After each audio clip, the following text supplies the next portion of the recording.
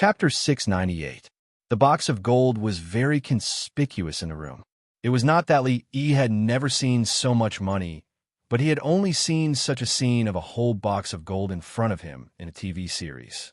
When they were most short of money and manpower, they could only rely on selling jade pendants and poems to barely make a living. It was such a difficult period of time. It was only a month, but with so much money in front of them, their hearts were already calm. If it was someone else who saw so much gold, they would immediately become a nouveau riche. They would not be happy if they did not go out and spend hundreds of taels of silver. He closed the box and put it under the bed. When he walked out, he saw the second young lady of the Liu family slowly practicing Tai Chi in the courtyard. This was the improved version of Rui's Tai Chi. It focused more on actual combat, and the movements looked more beautiful. "Get ready, we'll go out in a while." Li looked at her and said, "What are we going to do?" Mississippi Liu continued her movements and asked without turning her head, "We've earned so much money. How can we not buy something to splurge on? Why don't we spend at least 1,000 taels of silver?" Li urged, "Hurry up.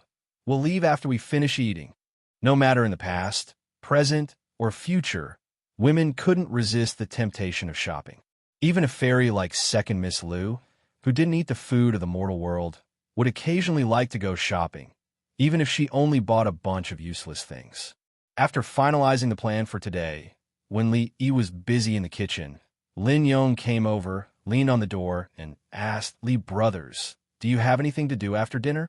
Li did not turn around and said, "I'm going out to buy something after dinner." Lin Yong clapped his hands and said, "Miss is going out in a while. She asked me to ask you guys if you want to go out together." Since Lin Wanru refused to pay him the last time, he would always do something intentionally or unintentionally. For example, he would give Mississippi Liu a hairpin, a bracelet, or when he passed by a clothing store and saw a beautiful dress, he would also buy it for her, like a disguised compensation. This kind of thing happened every few days, and Li Yi was used to it. "Okay." Li Yi only hesitated for a moment and nodded in agreement. For such a long time, Second Miss Liu had been staying at home to recuperate. Occasionally, she would go out with him. Other than him, the only other person she came into contact with was Lin Wanru, who would occasionally come and talk to him. Li Yi noticed that Lin Wanru did not seem to have many friends. Every day, she would go to the Lin family and go to the shop. These two women did not like to talk, but during this time, they actually established a strained relationship. Of course, although they did not like to talk, there were different levels. When he was with Mississippi Liu, Lin Wanru talked more. It was actually a very tiring thing to go shopping with women, because they did not know tiredness at all. When passing by the most famous rouge and powder shop in Fengzhou City, Mississippi Liu and Lin Wanru went in, and he and Lin Yong could only wait outside. Although there was no sign outside this shop that said men are not allowed, generally men would choose to avoid it. Inside, there were all women. The mixed smell of rouge and perfume made Li Yi very uncomfortable. Lin Yong squatted on the steps and asked, "Li brothers, such a small bottle of perfume actually dared to sell for 2 taels of silver, and these women still rush to buy it. I really don't understand what they are thinking." Li Yi lowered his head and glanced at him. If a rough man like him could understand the mind of women, the sun would rise from the west. 2 taels of silver was nothing. A small bottle of limited edition blue enchantress in the capital of the Jing Kingdom cost 200 taels of silver, and a large group of people rushed to buy it. Even so, there was no market for it. Even if you had money, you could not buy it. The perfume in the Qi Kingdom was only bought from the capital. 1 bottle could be bought for 2 taels of silver, and it could not even recover the cost. If the perfume sold by these black-hearted purchasing agents was not diluted, his name would be written upside down. Next to the shop was a tea stall. At this time, there were many customers in the tea stall, drinking tea and chatting. Li Yi was not in the mood to listen to them. He estimated that in at most half a month, they would be able to set off for their return. This time, they did not enter the Qi Kingdom too deep. If they were fast, they could reach Shuzhou in 2 days. Under his careful care, Mississippi Liu's body had recovered. The closer the day of their return, the more he looked forward to it. There were still some faint voices in his ears, such as corrupt officials, first prince, for the country and the people, and so on. Lin Yong was a restless person. He did not pay attention to him, and the old man beside him would not talk to him either. He simply moved his butt and leaned to the side. You don't say. This time, those people have really done a lot of good things for Feng Province. Corrupt officials should be arrested, the more the better. The more they arrest, the better the lives of the people will be. A young man dressed like a scholar glanced at him and said, "That's true, but nothing is absolute. It may not be a good thing to make such a big fuss and go to war. The whole Feng province and the neighboring provinces are in a mess, which is not a good thing for the people." Someone said, "Yes, which official is not corrupt? Big or small, the result is the same. These days, there is no one in the county government to handle the case, and the bandits have become rampant." Every morning, people go to the county government to report the case, and there's a long line at the door. They were all ordinary people, drinking tea and chatting. Finally, Lin Yong found someone who was willing to talk to him. He simply sat beside the tea stall and chatted with the people. Li Yi leaned against a pillar, thinking about whether Rui would give birth to a boy or a girl, and what name he should give to the boy, and what name he should give to the girl. Suddenly, he heard a voice. "Young master, what do you think about the first prince's investigation of the corrupt officials in Feng province?" He turned around and saw an old man with gray hair standing up beside the tea stall. The old man looked at him and said with a smile. Li looked at him from head to toe and shook his head slightly. He was holding a small book in his hand, which was probably a record of all kinds of rumors he had heard from the people of Feng province. The thin bamboo tube at his waist should be filled with writing brushes. Looking at his extremely familiar appearance, he could catch anyone on the street and ask them about their opinions on the current affairs of the court. The censors of the Jing Kingdom and the Qi Kingdom were all the same. They had a few new tricks up their sleeves. The way they handled things was also simple and crude. Even if they were a little tactful, it would not be easy for people to guess their identity. One could not speak carelessly in front of the imperial censors. These people were all hearsay memorials, which meant that as long as they heard some news, no matter whether it was true or false, they could openly talk about it.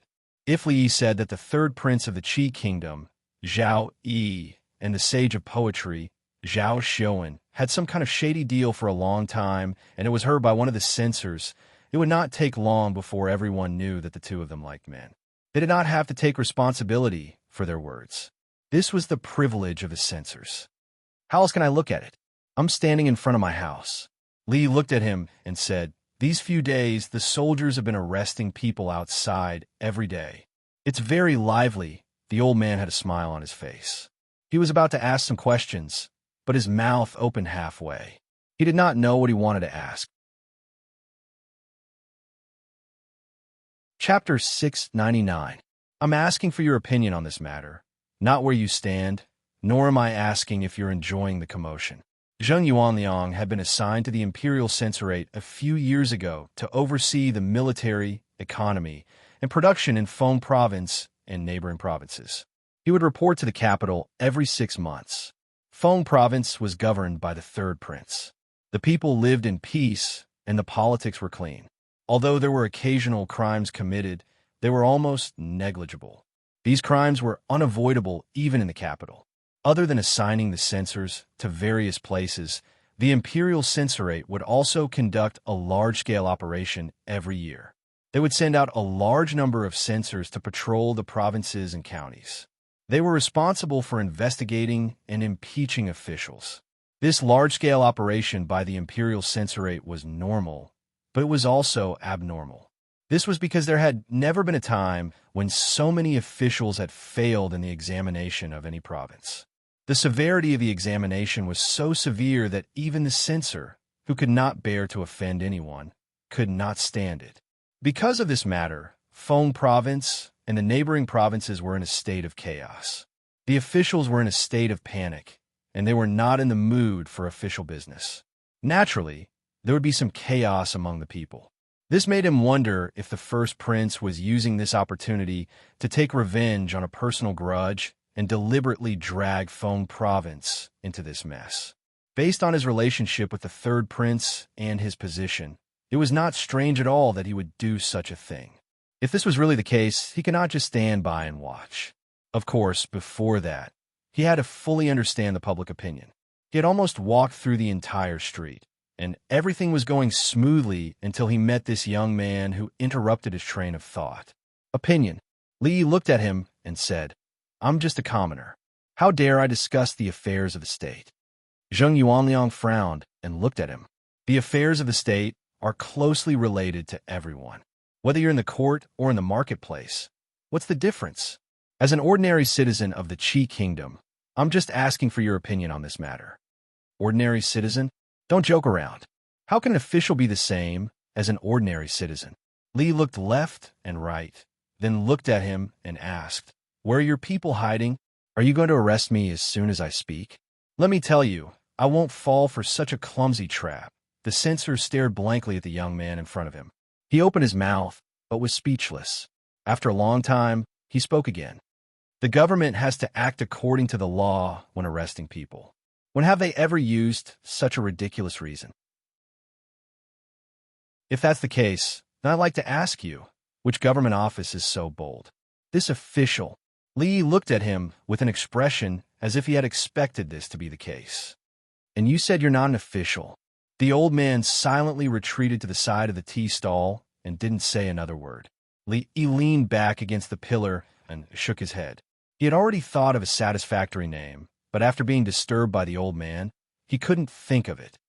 Brother Lin Yong, come in quickly."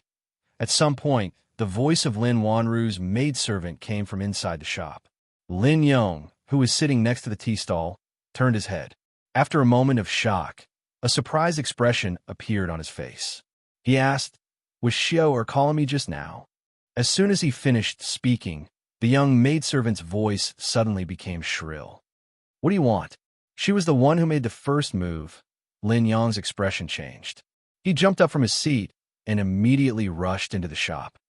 He looked at him in surprise and followed him in. Inside the shop, a few men surrounded Mississippi Liu and Lin Wanru. On the ground, a slightly good-looking woman sat on the ground in a very indecent position. At this moment, she was hugging the thigh of another young man and complaining. "Young master, they bullied me. You have to stand up for me." The young man patted the woman's hand and helped her up. He said, "Don't cry. Don't worry, I will stand up for you." Lin Yong rushed to Lin Wanru's side and asked, "Miss, what happened? Are you all right?" Lin Wanru looked back at Mississippi Liu and just shook her head slightly. The maidservant named Xiao said hurriedly, "Just now, Miss had already bought that perfume. That lady said she saw it first and insisted that Miss give it to her. Miss only said a few words to her, and she wanted to slap Mississippi. Then Miss Liu grabbed her wrist and gently shook it. She sat on the ground by herself. At this time, the young man came over and looked at Mississippi Liu. After a moment of shock, he said slowly, "Let's not talk about who saw the perfume first. I'm afraid it's a bit too much for this lady to hit someone without saying a word." Xiao said unhappily, "It was you who started it." Lin Wanru patted her on the shoulder and walked out. She looked at the young man and said, "We are very sorry about what happened to this lady. However, everyone in the shop saw clearly that it was the lady who started it. Even if we report this to the authorities, we are still in the right. Why don't we each take a step back and let this matter end here? What do you think?"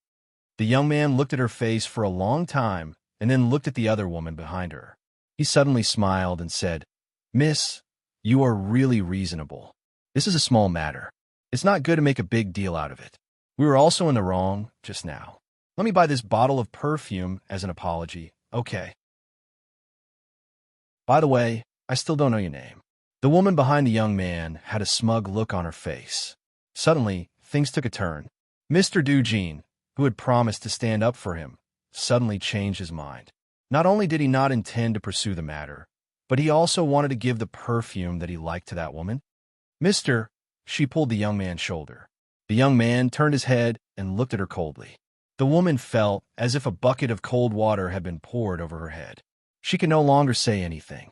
"I appreciate Mr. Dujin's kindness." Lin Wanru took a step back and looked at Mississippi Liu. She said, "Let's go." "Miss, please wait." The young man took a step forward and reached out his hand to stop them. However, his shoulder was pressed against by someone's palm. Li used his other hand to point at the woman with heavy makeup who was standing there in a daze. He said, "Your lady is over there. Who are you?" The young man frowned and asked. Li tilted his head and looked at Mississippi Liu and Lin Wanru. He then turned his head to look at the young man and asked, "What do you think?" The young man was stunned for a moment. He seemed to have thought of something, and a look of pity appeared on his face. What a pity! The expression on his face became one of disgust. He looked at Li and said coldly, "I hate it when people touch my shoulder." Li patted his other shoulder and said, "This is an illness. It needs to be treated." Chapter 700. In many cases, a beauty could be equated with a source of calamity. On the streets of the 21st century, ordinary people couldn't help but take a few more glances when encountering a beautiful woman. They would be bold and shameless enough to approach her and ask for her WeChat number. If they took a liking to each other, they would go further. This was a very normal thing. This kind of thing had been like this since ancient times. As time went on, some aspects would become more and more advanced, while others would regress. In the conservative ancient times, this kind of thing was much more open than it was in the future. Ordinary people could only take a few more glances when they saw a beautiful woman, but rich and powerful young masters wouldn't spend a lot of time to pick up girls. They would just snatch them if they didn't agree. Otherwise, where did the classic scenes in dramas and novels come from? From a philosophical point of view, any consciousness was essentially a reflection of objective existence. It could be found in reality and couldn't be created out of thin air. Zheng Guanxi forcefully married Jin Sulian. Gaia forcefully snatched Lady Lin. In the water margin alone, there were more than 10 cases of women being forcefully snatched. Art came from life, but was higher than life. When Mr. Schur wrote these stories, he didn't create them out of thin air. Being in a foreign country, Li didn't want to cause trouble. However, seeing such a playboy touching Lin Wanru, he couldn't pretend that he didn't see it and act like he didn't. There was no need to be afraid at all. Sue's head was standing at the door. Was there a need to be afraid? I said that I hate men touching my shoulders the most. The smile on the young man's face disappeared. He took 2 steps back and ordered the men, "Break both of his hands. I'll see who dares." Lin Yong roared and stood in front of Li Yi. The men who looked like guards walked over to them. The woman in the shop had long run out in fear, but it attracted the pedestrians on the street to stop and watch. The 2 young men strolled on the street. If one were to observe carefully, they would notice that the people around them would look around vigilantly from time to time, forming an airtight encirclement around the 2 of them. Zhaozheng looked around and said, "Brother, these censors have been stirring up trouble in Feng province recently. You won't blame me, right?" Zhao, he shook his head and said, "This is the duty of the imperial censors. Imperial brother worries too much." As the 2 of them walked along, they saw some chaos among the commoners. Zhao Zheng was very pleased with himself, but when he turned his head, he saw that Zhao Yi's face was expressionless. There was a hint of anger, but it was gone in a flash. "My heart is comforted that royal younger brother understands." Zhaozheng nodded his head and said, "Imperial brother has good intentions." Although Feng province looks stable on the surface, there are still many hidden dangers inside. If we don't punish these parasites, I'm afraid they will become a big problem in the future. Zhao Yi nodded, but did not speak again. The problems that had been exposed in Fengzhou were far beyond his expectations. He thought that there would always be some vermin, but he did not expect there to be so many of them. The people from King Feng's mansion had been following those censors all the time. It was impossible for them to be biased. Because of this, he really noticed some things. Feng province was under his watch, but it was already like this. How bad would the other places in the Qi kingdom be? If it was not treated, the country would be destroyed in the long run. This was the historical experience that he learned from the history books. It was inevitable, but it could last for a long time. If it was treated seriously, some uncontrollable things would happen in a short period of time. Some news from the Jing kingdom had just been placed on his desk.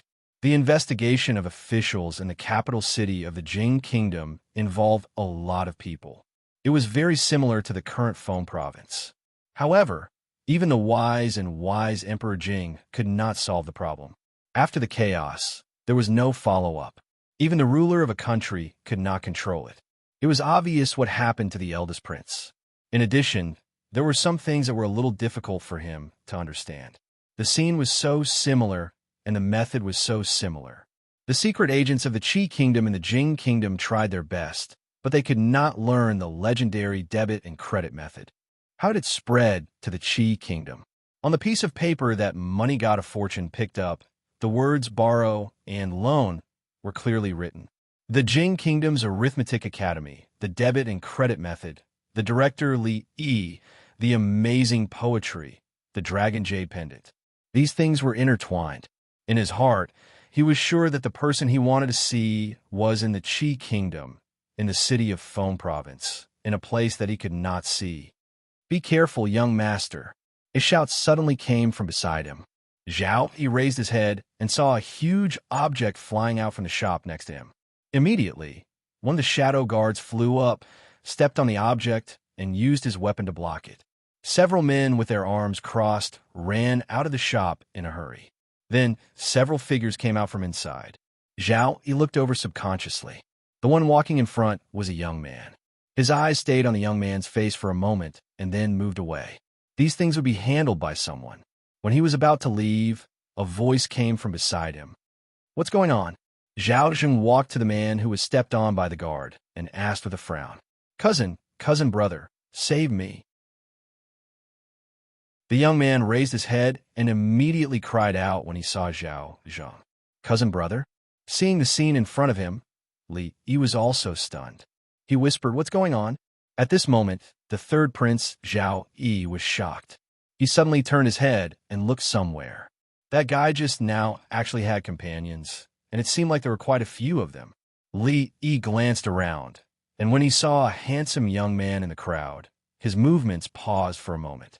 Then, he continued to look at him as if nothing had happened.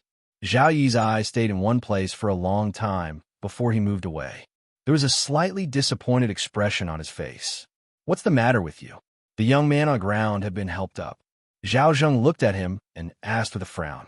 The young man rubbed a certain part of his body and said while gritting his teeth, This is a group of thugs. Cousin brother, I want to report them to the officials to arrest them." Zhao Zheng looked in the direction he was pointing at. When he saw the two women, he roughly understood what was going on.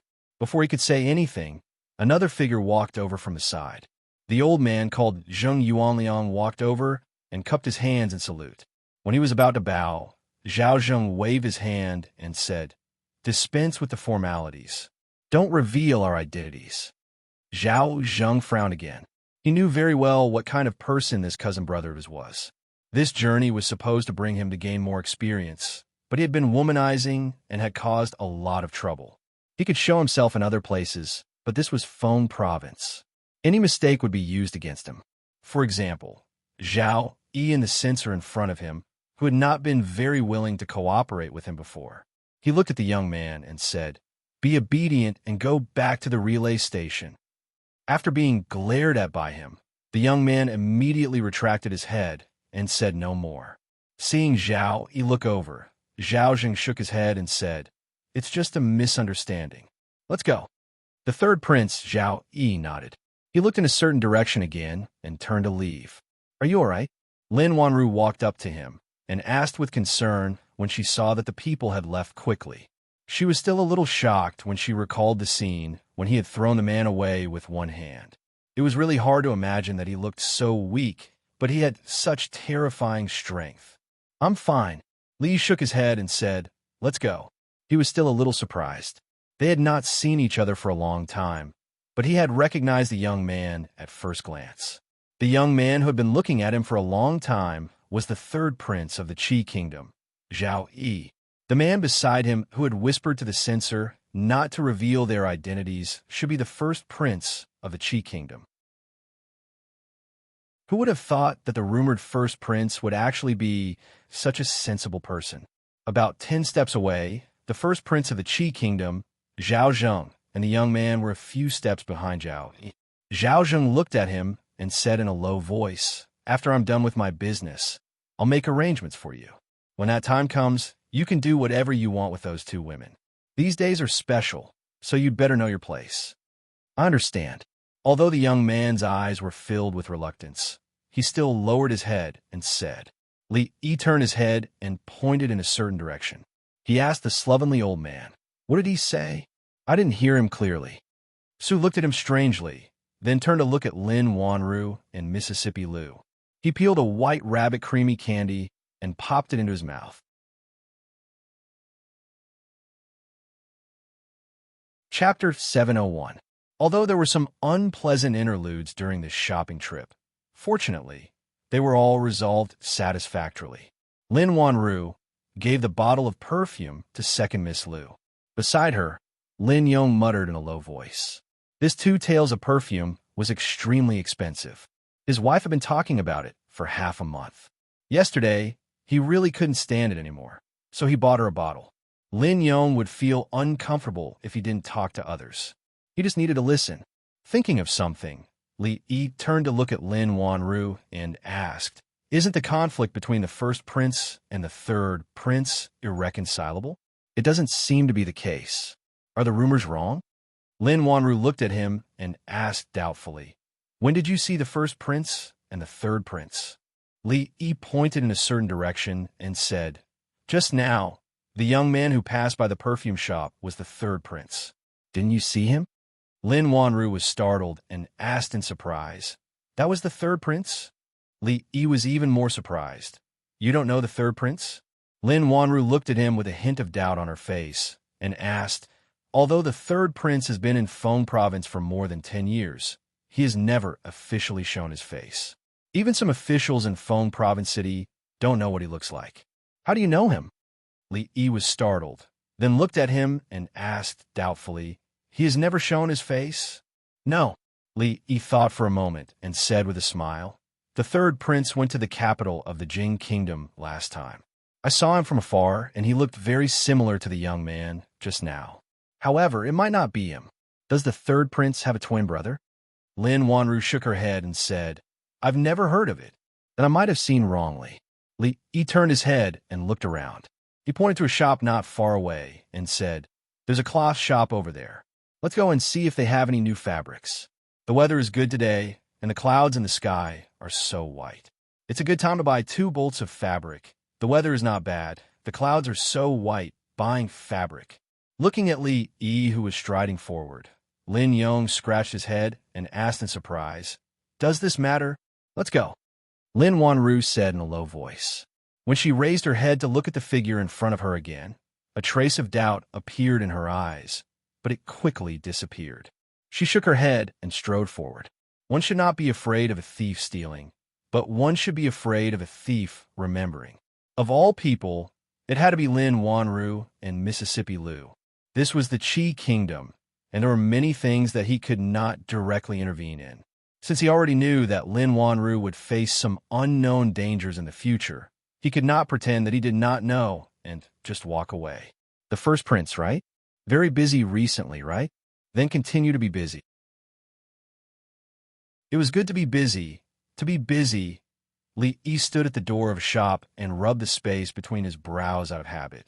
As he was worrying about the feudal construction of the Qi kingdom, an old man came up to him and asked in a low voice, "Young master, may I disturb you for a moment?"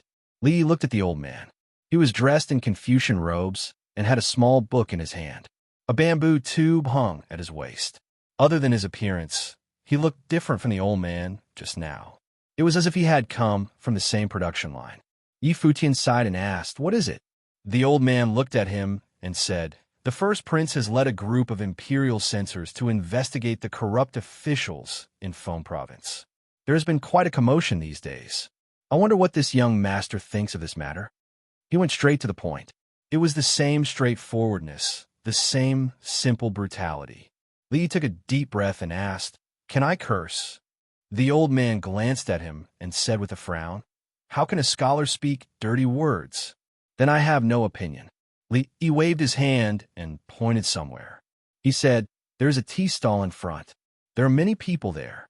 Do you want to go there and ask? Lin Yong walked in front with a lot of things in his arms. Li Yi and the sloppy old man followed behind Mississippi Liu and Lin Wanru. Feng Province was not peaceful these days. It was unexpected to meet two imperial censors in plain clothes on the same street. From the analysis of the situation, the relationship between the first prince and the third prince was far from good enough for them to go shopping together. On the surface, it was a fake brotherly love. Who knew how they would stab each other in the back? Li Yi turned to look at the sloppy old man and asked, "Sue, do you have anything to do tonight?" The sloppy old man glanced at him and shook his head. "No." Li Yi nodded and said, "That's good. Your body has not recovered yet. You need to take care of your injuries. If there is nothing important, try not to make trouble." The sloppy old man looked at him and asked, "Tell me, what do you want me to do?" Li shook his head and said no. "Really?" The sloppy old man asked doubtfully. "I really didn't." Li Yi nodded. "In the courtyard next to Fragrant Forest Garden. Be careful." Li Yi patted the sloppy old man's shoulder, put an envelope in his hand, and said. The sloppy old man nodded. When he turned around, he asked, "Do you need me to bring back the head of the first prince?" "No, no." Li Yi hurriedly waved his hand and said, "It's good that the thing has been delivered. You don't need to bring anything back. After all, this was the Qi kingdom. If the first prince's head was cut off in someone else's territory, wouldn't the entire Fengzhou city be turned upside down? At that time, no one would be able to leave the city. The entire Fengzhou city would be turned upside down. No matter how powerful a grandmaster was, he would not be able to take him and Mississippi Liu away. No, forget it." When the sloppy old man's voice rang out, he had already disappeared from the courtyard. Mississippi Liu walked out of the room and asked, "Who were you talking to outside just now?" "No one." Li Yi waved his hand and walked into the room. As he walked, he said, "It's getting late. Go to bed early. You have to go to work tomorrow." In a heavily guarded courier station in Fengzhou City. "Your Highness, the name list of all the people found these days is all here." An official put a thin booklet on the table. After saluting, he slowly left. Zhao Zheng picked up the booklet and casually flipped through it while pacing in the room. 53 people. He looked at a certain number written on the booklet, and a smile appeared on his face. Over the past few days, a total of 53 officials in Fengzhou had been found to have committed serious corruption. Not to mention how many of Zhao Yi's trusted subordinates were among them. How many of his people could be placed in these 53 positions if he fought for them? In this way, he would have more control over Fengzhou. In the future, no matter what Zhao Yi did, he would be able to keep an eye on it. If he could dig deeper into this matter and strike while the iron was hot, he could completely replace Zhao Yi and become the ruler of Fengzhou and the neighboring provinces. In that case, Zhao Yi would be like an eagle without wings. How could he fight against him? For him, this was a once-in-a-lifetime opportunity. Whether or not he could grasp it and change the impression that the people and the court officials had of him and Zhao Yi, the following days were very important. He had to produce more results. After reading the booklet from beginning to end, Zhao Zheng nodded and murmured, "Not bad. The wine is good, but the chicken is too old." A voice suddenly came from the room. "Who is it?" Zhao Zheng's expression changed. He suddenly turned his head and saw an old man with messy hair and a black cloth covering his face sitting at the table. The old man pointed at a dish on the table with his chopsticks and shook his head. "Who made this poached chicken? It's such a waste of good ingredients. He deserves to be beaten."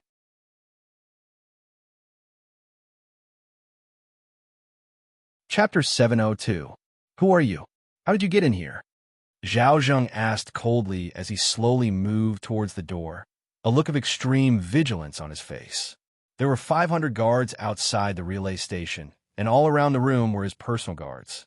He really could not figure out how this old man managed to break through the guards and get in here. The masked old man swung his hand, and the chopsticks in his hand shot out. They brushed past Zhao Zheng's eyes and sank deep into the doorframe. He looked at this prince of the Qi kingdom and said, "Don't worry, I won't hurt you." Looking at the two easily broken jade chopsticks, which were inserted about an inch above the doorframe, Zhao Zheng knew that it was no longer important how the other party managed to get into this courtyard under the heavy guards. What was important was that if the jade chopsticks could be inserted into the doorframe, they could naturally be inserted into Zhao Zheng's head, heart, or any other place. He closed his eyes and took a deep breath. When he opened his eyes again, they had regained their indifference. He walked over and cupped his hands towards the masked old man, saying, "I was impolite just now. May I know what senior has come to visit me in the middle of the night?"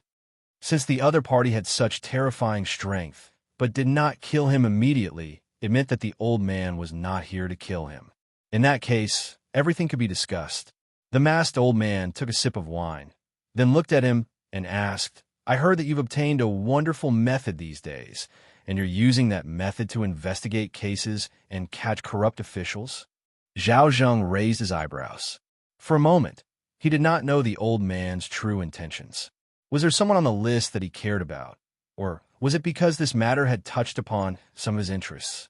He looked at the old man and said tentatively, "If this matter has offended Senior, I apologize to Senior. If Senior has any requests, Zhao Zheng will certainly do his best to satisfy them." Smack! The masked old man suddenly slammed the table, making a crisp sound. It also made Zhao Zheng's heart tighten. The masked old man raised his eyebrows, looked at him, and said coldly, "Do you know that the method is called the debit bookkeeping method, which is a secret that my sect has spent 30 years to develop? But it was stolen by a traitor. When I chased after the traitor, I found that this thing was actually obtained by you. Tell me, where did you get this method?" Hearing this, Zhao Zheng was stunned for a moment, and then he immediately realized something. As expected, the god of wealth was just a lowly merchant. How could he come up with such a wonderful method? He must have gotten it from somewhere, taken it for himself, and then claimed credit in front of him. How could such a clumsy method be hidden from him? Zhao Zheng seemed to have seen through everything. He cupped his fists at the old man and said apologetically, "Senior, I'm really sorry. I really didn't know. This is a secret of your sect. Please forgive me, Senior. I'm willing to make it up to you. Is there anything I can do for Senior?" At this moment, what he was most afraid of was that this old man's martial arts was extraordinarily high, but he was stubborn and had no interest in money or power. As long as the old man had a request, he would be safe. "Shut up. I'm not a man who covets power and wealth. I know that you're the first prince of the Qi kingdom, but you can't humiliate me like this." "Smack," said the masked old man coldly. He slammed his palm on the table again, causing Zhao Zheng's heart to skip a beat. He subconsciously wanted to shout out loud. "Here!" The masked old man took out something wrapped in black cloth from his bosom and handed it to Zhao Zheng. Zhao Zheng's mouth was half open, and his back was wet with cold sweat. His heart was tangled up, but when he saw that the old man only handed him something, he was stunned for a moment. After a long time, seeing that the old man really had no intention of killing him, he finally relaxed. He asked carefully, "Senior, what is this?" The masked old man said slowly, "My whole sect has devoted 30 years of study to develop this secret method. My purpose was to present it to the imperial court, to eliminate the corrupt officials of the Qi kingdom, and to restore peace to the world. However, I didn't expect that there would be a traitor in my sect, and the secret method was stolen. I was worried that the method would be used by other countries, so I chased after them. I heard about this just as I arrived in Fengzhou." Zhao Zheng was stunned again and asked, "Senior, you mean? You did a good job. You eliminated the corrupt officials without any leniency. What you did was for the good of the country and the people. I've seen it all these days." The masked old man stood up, patted him on the shoulder, and said, "What the traitor stole was only an incomplete part of the first part of the secret method. What's inside is the entire secret method. I'm passing it to you now, in the hope that you will keep your original heart in the future. Don't give up because of those with ulterior motives, and don't disappoint me and my sect. If the corrupt officials are not eliminated, the people will never have a day of peace." The turn of events was too sudden, and Zhao Zheng could not react for a moment. The assassin who attacked the courier station at night suddenly became selfless for the country and the people. He needed time to digest this. "Thank you, Senior." Zhao Zheng will not let you down. Very quickly, Zhao Zheng understood that he had hit the jackpot today. If a mere fragment of the first half could have such an effect, wouldn't he be able to move unhindered in the imperial court if he could obtain the complete first and second half?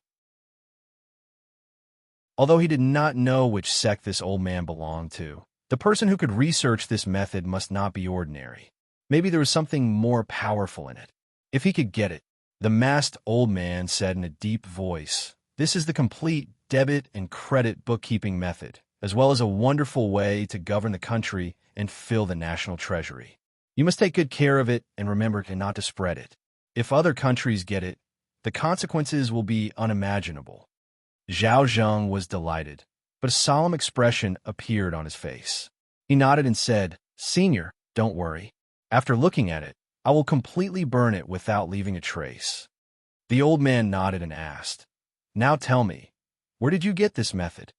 Zhao Zheng replied without hesitation, "Fortune god of money, the fortune god of money in Fengzhou.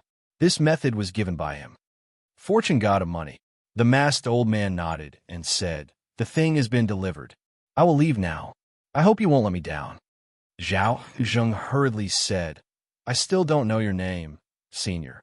You have done a great service to the Qi Kingdom. Please leave your name. In the future, Zhao Zheng will write a book and erect a monument for you, so that the people can admire you." "Ha ha! I have done my best for the country. How can I, Su Tian, be a vulgar person who does good deeds and leaves my name everywhere?" The old man laughed and said, "Farewell. We will never meet again." He waved his sleeves, and the door opened. Zhao Zheng blinked, but there was no one at the door. Zhao Zheng walked out quickly. A guard immediately came over and bowed. "Your Highness, what can I do for you?" Zhao Zheng looked at them and asked, "Did you see anyone leave my room?" The two guards looked at each other and shook their heads. They said, "No, only your Highness." "All right, there is nothing else. You can leave. In a quarter of an hour, tell the guard in charge of the relay station to see me." Zhao Zheng waved at them and went back to his room. When he walked inside, he saw an item wrapped in black cloth on the table. There was an unconcealable fire in his eyes.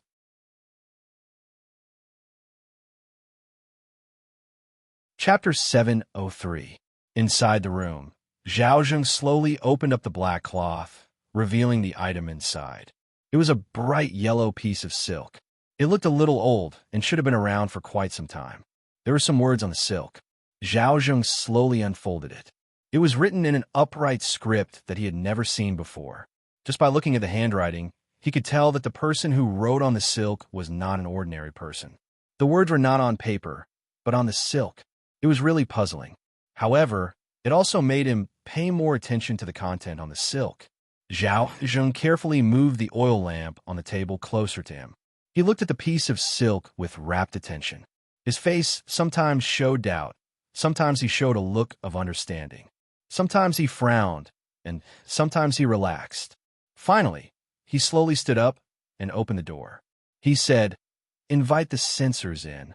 Your Highness, a few of the officials are already asleep. Wake them all up." Zhao Zheng waved his hand and said, "Tell them that I have something important to discuss with them." "Yes, Your Highness." The guard quickly got up and ran away. Not long after, many of the lights in the relay station that had been out for a long time were lit up again. "May I know why Your Highness has summoned us so late at night?" Nearly 10 censors rushed over. Some of them didn't even have time to tidy up their robes. They tied up their sleeves and asked. Zhao Zheng looked at the burnt silk in the bowl on the table. He turned around and said, "For the past few days, I have been working day and night. I have made some improvements to the debit and credit method. I have added and deleted several times to make it more convenient to use. From tomorrow onwards, you will use this new method to investigate." He handed a piece of paper over to the censor in front of him. After the censor received the paper, he saw the crisscrossed lines of rules and regulations drawn on it. His expression was one of astonishment. After staring at it for a long time, a look of surprise and joy appeared on his face. He looked at Zhao Zheng and praised, "Your Highness is indeed a genius. With this, when we check the accounts, all the items will be clear and concise. It will greatly increase the speed of our work, and provide us with great convenience." Hearing the censor's words, Zhao Zheng nodded slightly. He didn't know where the nameless old man came from. He naturally wouldn't believe what he said. At that time, he only wanted to save his life. There was an element of hypocrisy in it. But when he saw the first page of the silk, his thoughts immediately changed. The method recorded on it was exactly the same as the censor's, but it was more detailed. The god of wealth didn't tell them some of the methods. It was obvious that the method they used was derived from the old man's. But it was not complete. At this point, he believed most of the old man's words. After sorting out his thoughts, he couldn't help but feel high-spirited. A master who was so skilled in martial arts came to visit in the middle of the night just to pass on this wonderful method to him. Among the many princes of the Qi kingdom, who else had the same treatment as him? A master was indeed a master. His ability to discern the pearls was something that ordinary people could never hope to achieve in their entire lives. Your Highness is brilliant. If this method is really implemented in the future, Your Highness will take credit for it. When several censors in the crowd were flattering him, Zhao Zheng waved his hand and said, "Other than that, I have another matter to discuss with you. Your Highness, please speak your mind. I'm all ears." Zhao Zheng thought for a moment and said, "Recently, I've been supervising the various prefectures. I've obtained the secret method of borrowing money from Feng Province. I've investigated the accounts of the various prefectures and have made great gains. I've arrested 53 officials. However, the number of corrupt officials among them is different, so we can't punish all of them. Those who have committed minor crimes don't need to be demoted or punished. They could be ordered to pay money to pay for their crimes, and the money will be returned to the national treasury and the palace. What do you think?" The crowd of censors raised their heads to look at him, and their faces were filled with shock. Paying for a crime with money was something that had never happened before. It only took a little thought to know that it involved a lot of things, and it couldn't be spoken carelessly. "Your Highness, I think that this method must not be used." One of the censors thought for a moment and said through gritted teeth, "This method goes against the law and will cause the country's laws to collapse. We must not." As censors, they were instinctively sensitive to certain things. They instinctively felt that this was not appropriate. "I'm afraid that Censor Wei is exaggerating." Zhao Zheng glanced at him and said, "In recent years, the national treasury has been empty and the inner government is short of money. We can only do what we want now. Although this method has a certain amount of risk, as long as we control it well, it is a wonderful method that can fill up the national treasury. Does Imperial Censor Wei have a better method?" "I know." Censor Wei opened his mouth, looked at him, and immediately retreated without saying another word. The Daqi kingdom had been at war for many years, and the national treasury had long been overwhelmed. This had been a headache for the emperor and the court officials, and it had never been solved. It could be foreseen that if this method was implemented, the national treasury would expand at a terrifying speed, and there would be no more worries about a lack of silver. Moreover, this method was very suitable for the current situation. The censors were supervising the prefectures and assessing the officials. Some officials were corrupt, some were ineffective, and some had flaws in their style of work. There would always be some small problems in all aspects, but they were harmless and difficult to measure. If they weren't punished, it would be conniving, and they didn't know how to punish them. If they could all be converted into silver, it would be much more convenient. However, if this was the case, wouldn't it make some officials fearless and worsen their corruption? This was like walking on a steel cable, and below it was a cliff tens of thousands of feet high. If they could safely walk over, they would be greeted with cheers, but if there was the slightest mistake, they would be consigned to eternal damnation, and their bones would be crushed. Before this, there had never been a dynasty that had implemented such a method. Whether it would be applauded or crushed, they could only try it themselves. One of the censors thought about it, and a conflicted expression appeared on his face. He stood up and said, "Your Highness." Zhao Zheng looked at him coldly and asked, "Censor Shun, do you have any objections?" Seeing the great prince's expression, everyone's heart shook. They knew that this time, The great prince had most likely hardened his heart to implement this method. The problem of the national treasury had always been the emperor's sore point. If there was a way to solve this problem once and for all, there would be no more worries. Even if they had to pay a small price, they believed that the emperor would not refuse. For the great prince, this was also a rare opportunity. Once he could personally take charge of this matter, in the future, all the officials in the world would have to act according to his wishes. On one hand, he could receive the emperor's attention, and on the other, he could establish his prestige in front of the officials. If someone disagreed with him on this matter, the outcome would be very tragic. Censor Shen opened his mouth and swallowed the words he was about to say. He bowed and said, "Your Highness is wise." One of the censors asked, "Your Highness, does this method have a name?" Zhao Jing thought about it and said, "Let's call it silver for discussing crimes." Inside the room, Li looked at the old bedsheet that was missing a piece and blew out the oil lamp. Today he had bought 2 rolls of cloth. Tomorrow, he would cut out a new bedsheet. The bedsheet was missing a piece, and it looked really awkward.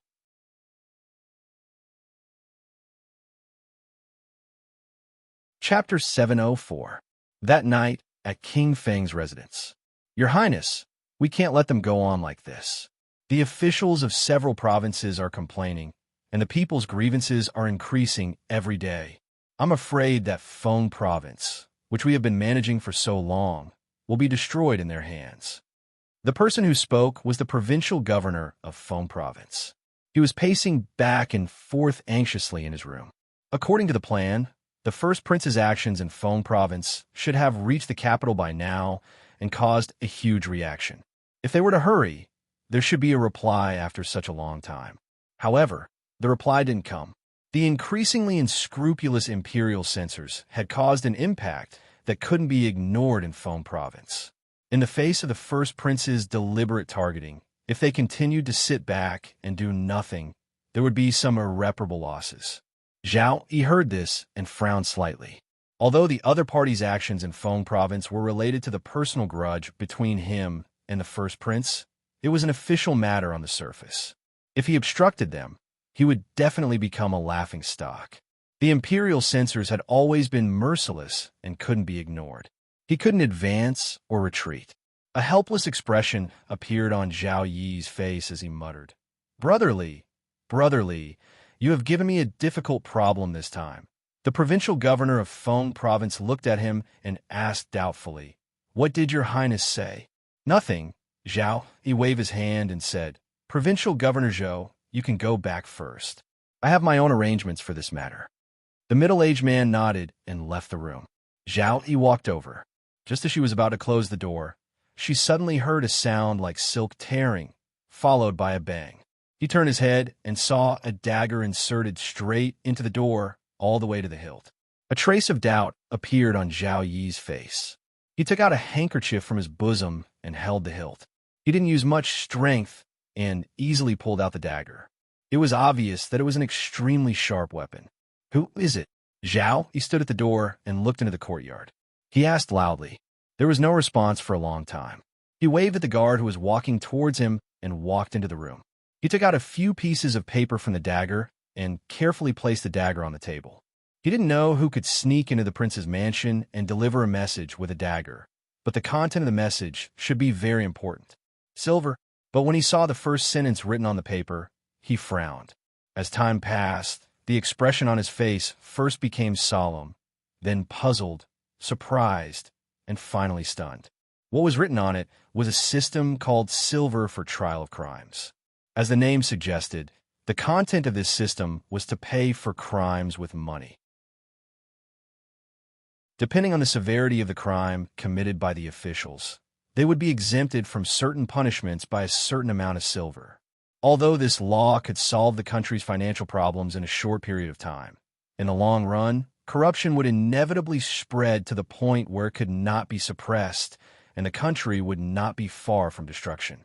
What was strange was that these pieces of paper described in detail the evils of the silver for trial of crimes. They quoted scriptures and discussed the major crimes committed by the silver for trial of crimes. For example, Using money to pay for crimes would make the officials who paid the silver for trial of crimes even more unbridled and fearless, and the officials would become more corrupt. With the silver for trial of crimes, the officials would exploit the people even more, and the country would be in turmoil. Finally, using money to pay for crimes would not be pursued, and the law would become useless. The law would collapse, and the country would perish. Of course, more importantly, it was clearly written on the paper that the eldest prince was going to vigorously implement the silver for trial of crime system. This was simply encouraging evil practices and promoting unhealthy practices, with the intention of destroying the Qi kingdom. The person who wrote this letter was originally an expert who wandered around the world. He was unwilling to see the state of Qi destroyed in the hands of such a person. Thus, he sent a letter with a dagger to expose the matter. He hoped that he could announce this matter to the world and let everyone see the ugly face of the first prince. Zhao Yi put down the letter and sat by the table. His right index finger tapped on the surface of the table. If this matter was true and the eldest prince really wanted to implement this method of destroying the country, then he would have a good reason to do so. He would not need to care about the censors and the opinions of the people in the capital, and the siege of Feng province would be resolved. The problem was, who had sent this letter? How did he find out about this matter? And how did he enter the prince's residence? No matter what, he would not believe the words of a wandering expert. Who could it be? Zhao Yi's index finger tapped on the surface of the table a little faster as he murmured. At this moment, there was a knock on the door. Zhao Yi got up and walked to the door. He asked, "What is it?" "I forgot something." An old voice rang out, and the door bolt broke. Zhao Yi saw a masked old man with white hair walk in. He walked to the side of the table and put away the dagger. When he walked out of the door, he glanced at Zhao Yi and casually stuck the other dagger into the door. He said, "It's a little dark, so I stuck in the wrong place. Sorry." Zhao Yi watched him walk into the courtyard. With a leap, he flew up to the roof and completely disappeared into the night. "There's an assassin. There's an assassin." Panicked footsteps could be heard nearby. Countless figures ran over. "Your Highness, is your Highness all right? Where did the assassin go? Catch the assassin. Catch the assassin." A moment later, Zhao Yi dismissed the crowd and asked, "Is anyone injured?" One person immediately replied, "Your Highness, only a few guards were knocked unconscious. No one was injured." Zhao Yi nodded and looked at the dagger on the door. He walked over, grabbed the handle, and exerted a little force. The dagger did not move at all. Thinking of how the old man had cut the dagger like it was tofu, Zhao Yi asked, "Did anything happen at the relay station tonight?" Someone walked up and bowed, saying, "Your Highness, the first prince gathered everyone in the middle of the night. He seemed to be discussing something important." Zhao Yi nodded and pulled out the dagger with all his might. Then he walked into the house. "In the future, double the number of people in this area." Someone bowed. "As you command." At the same time, at the Feng province relay station, a few people knelt down in the corridor, trembling with fear. Zhao Zheng pointed at them and said coldly, "It's useless. You don't even know that someone has barged in. I have raised a bunch of trash for nothing." It was another sunny day. Li got up and opened the door. When he was stretching his body in the courtyard, a figure flew out from a room in the inn next door and landed steadily in the courtyard. The unkempt old man looked at him and said, "The 2 items have been delivered." And Li looked at him and asked. The unkempt old man nodded and said, "I've made myself clear." As he said this, he could not help but take another look at Li Yi. To be able to praise one person to the heavens and belittle the same thing to the ground in front of another person were 2 extremes. Perhaps only a scholar could do such a thing. Li Yi cupped his hands at him and said, "Su, thank you for your hard work." The unkempt old man shook his head and asked, "When are we going back?" "Soon. It'll only take a while."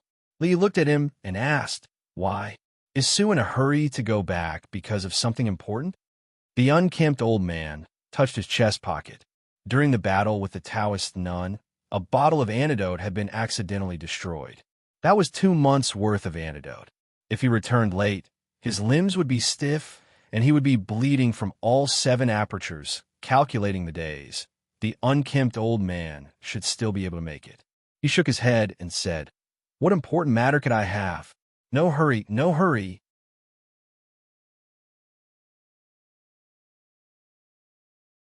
Chapter 705. The sloppy old man's appearance was not very glorious. He acted as if he was a grandmaster, that he could be unreasonable just because he was a grandmaster. Lee did not have a good first impression of him. But later, he found that he had misunderstood him. At the heroes' assembly, he did not hesitate to be seriously injured to clear all the obstacles for Mississippi Lou. He eliminated all the masters, including the Taoist nun, so that Mississippi Lou could easily become the leader of Wulin. Who was it? This time, he and Mississippi Lou traveled thousands of miles to the Qi Kingdom. They were tired and rushed all the way. They were injured again and severely injured the Taoist nun. Who was it that gave him and Mississippi Lou a chance to escape? They came to the Qi Kingdom alone and without help. Who was it that followed them all the way? When he encountered difficulties and it was inconvenient for him to help, who stepped forward?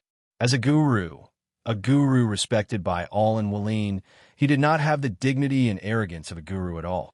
He did so much for a person he did not have much friendship with.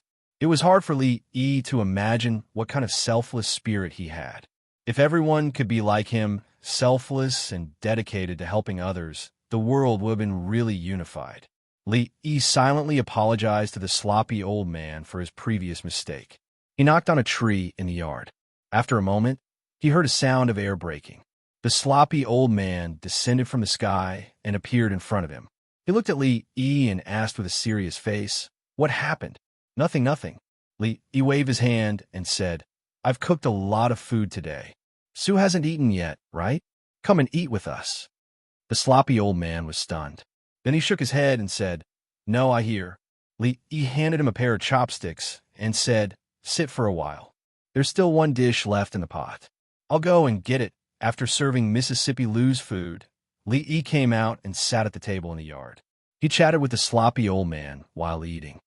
"By the way, I heard that the courier station was heavily guarded. Did anything happen yesterday?" The sloppy old man peeled a prawn and threw it into his mouth. He said disdainfully, "It's not because there are many people, but because it's heavily guarded. They're just a bunch of chickens and dogs. I can go in and out of that courier station in broad daylight without being discovered. However, there are a few guys in King Feng's mansion. If it was a night, there might be some trouble." Li Yi realized that he was liking this elder Su more and more.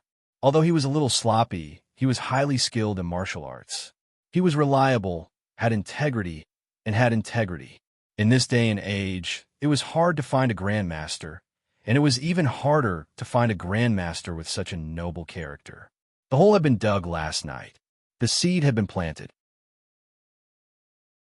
As for what kind of fruit it would bear in the end, it would depend on the will of the heavens. If the will of the heavens did not satisfy him, he would often loosen the soil, fertilize it, and water it to guide the will of the heavens in the right direction. The debit and credit method was only the first step. Since he was going to do it, he should do it fully. How could one more step be less? To be honest, the third prince, Zhao Yi, was very sincere to him. However, when he arrived at the Qi Kingdom, Feng Province, and Zhao Yi's territory, he did not even want to see him. If he put himself in Zhao Yi's shoes, he would be very disappointed. He would not have any friends if he behaved like this. This time, he was giving him a big gift as an apology. He was so smart. He should be able to seize the opportunity, right? In King Feng's mansion, Zhao Yi sat on the main seat. There was an ordinary dagger on the table beside him. "Your Highness, we've sinned." A few figures stepped forward and said in unison, "Master, you don't have to do this." Zhao Yi hurried forward and helped the old monk in the front stand up. He said, "The person who visited last night had unfathomable martial arts. Even you didn't notice him. I'm afraid he has already entered the Grandmaster realm. If he wants to come, we can't stop him." Amipa. The old monk chanted the name of Buddha and said, "Grandmasters are as rare as phoenix feathers and unicorn horns. There's only one in the palace who doesn't come out for a long time. Most of the others are also traveling the world. Their whereabouts are uncertain. Why did they appear in Feng Province and break into the mansion at night? Zhao Yi lowered his head and thought for a moment. At this moment, he began to believe that the old man yesterday was really a master who traveled the world. A grandmaster's step is a different world. If he really is a grandmaster, I'm afraid we won't be his match even if we join forces. Only by gathering all the guards in the mansion can we guarantee your highness's safety. A scholar in Cyan with a folding fan in his hand said, "Fortunately, he doesn't seem to have bad intentions towards your highness. Otherwise, he would have attacked last night." The few of them looked at each other and frowned. A grandmaster was an extremely unstable factor. Even the royal family of the Qi Kingdom had only managed to recruit one to protect the emperor. There were only a few people who could be called grandmasters in the entire Qi Kingdom. Furthermore, there was no news of any of them. No matter how much money was spent, it was impossible to recruit one. It was not a good thing to have a relationship with a grandmaster who is unknown to them. Although I don't know who he is, I don't think he's an enemy. Zhao Yi didn't care much about this. He turned his head and asked the person beside him, "Have you confirmed it at the courier station?" The person immediately said, "Just now, our people have sent news that the matter of discussing the silver of punishment is true. The first prince has already sent people to question the officials who were convicted. I think he's going to report this matter to the capital first. In addition, the censors have also left the courier station. I think they're going to Qing province." The expression of the scholar behind Zhao Yi changed. He said, "Qing province. They still want to make a move in Qing province. They've already caused chaos in Feng province. If they add Qing province to the mix, our losses will be too great." Zhao Yi waved his hand and said, "Go and invite Provincial Governor Zhou over." "Your Highness, could it be?" The person's face lit up. Zhao Yi waved his hand and said, "Go." "Yes, Your Highness." Not long after, a figure immediately rushed out of King Feng's residence. Not long after, another figure hurried in from outside. He didn't have time to greet Zhao Yi. He immediately asked, "Your Highness, have you made up your mind?" In this case, there will be a lot of opposition in the imperial court. Zhao Yi smiled and handed him a few pieces of paper. He said, "Take a look at this first." Yang Yinzhou received it with some bewilderment. After flipping through it, he suddenly raised his head and said, "Silver of condemnation." Did the eldest prince really think of this? Could it be that he's crazy? Zhao Yi thought about it and said, "The imperial treasury has always been a sore point for imperial father. If we can solve this problem and make some sacrifices, imperial father will definitely not oppose it. It's not surprising that he has this kind of idea. The corrupt and corrupt officials will celebrate because of this, but the upright officials will definitely oppose the remonstrance of the officials." Yang Yinzhou waved the things in his hand and said, "It's written very clearly on these pieces of paper. Once the silver of condemnation is used, the Qi kingdom will not be far from destruction. If your highness presents this report, the eldest prince will definitely be attacked by everyone. Your highness's wisdom, Yinzhou, is far inferior." Zhao Yi shook his head and said, "I didn't think of this idea." "Then who is it?" Yang Yinzhou was stunned and asked doubtfully. Zhao Yi smiled and said, "An otherworldly master who likes to travel." He walked to the window and looked at the white clouds floating in the distant sky. He murmured, "Brotherly, thank you very much. There's no need to thank me. It's nothing." He waved his hand and turned to look at Lin Wanru. He said, "However, I still feel that this kind of semi-cursive script is not very suitable to be used as a signboard. Why don't you consider using regular script?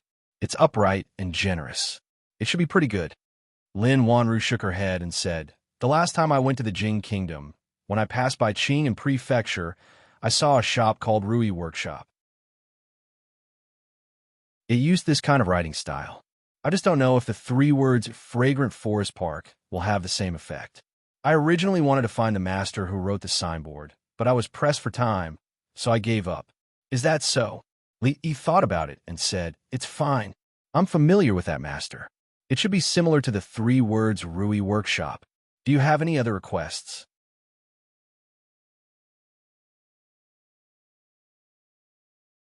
Chapter 706.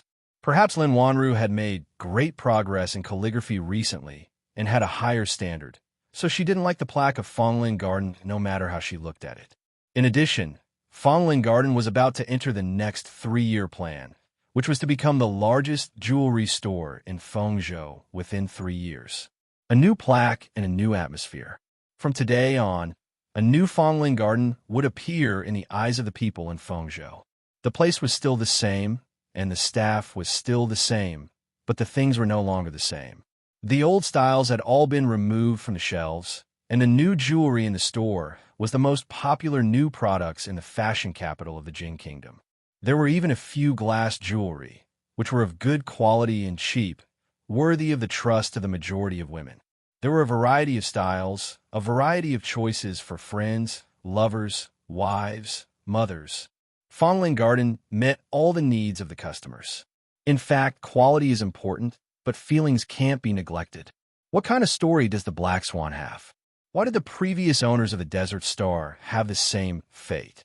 Why can wearing the heart of the ocean bring happiness? Don't underestimate these things. These can have a huge impact on the sales. Li wrote and said to Lin Wanru. Looking at the days, he knew that he wouldn't be staying here for too long. He wanted to make some plans for the Lin family so that they wouldn't waste their time taking care of him. Lin Wanru wrote these down, glanced at him, and asked, "Do you also run a business in the Jin Kingdom?" Li nodded and said, "A small business. It's all for a living." Thinking of something, Lin Wanru said, "If the people we met yesterday were really the third prince and the first prince, then the person you taught a lesson to shouldn't have a simple background. If you go out in the next 2 days, be careful."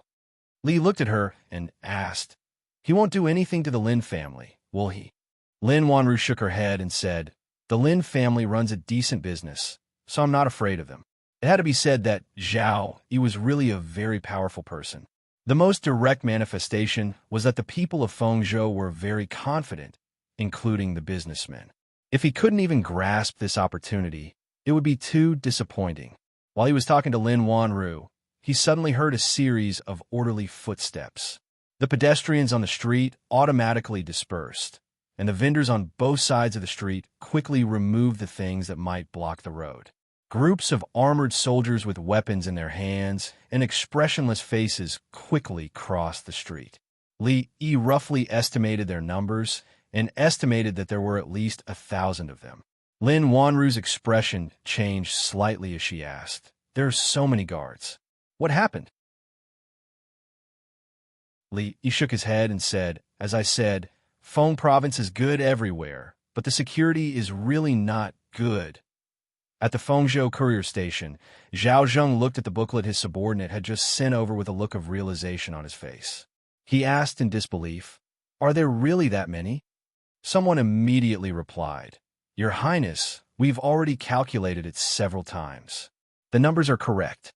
All right, you can leave now." Zhao Zheng waved his hand and sat back in his chair. After drinking a cup of tea, he suppressed the shock in his heart. 53 people were willing to hand over so much silver in order to be absolved of their crimes. If this number was added to the other provinces, or even the entire Qi Kingdom, how much silver would it be?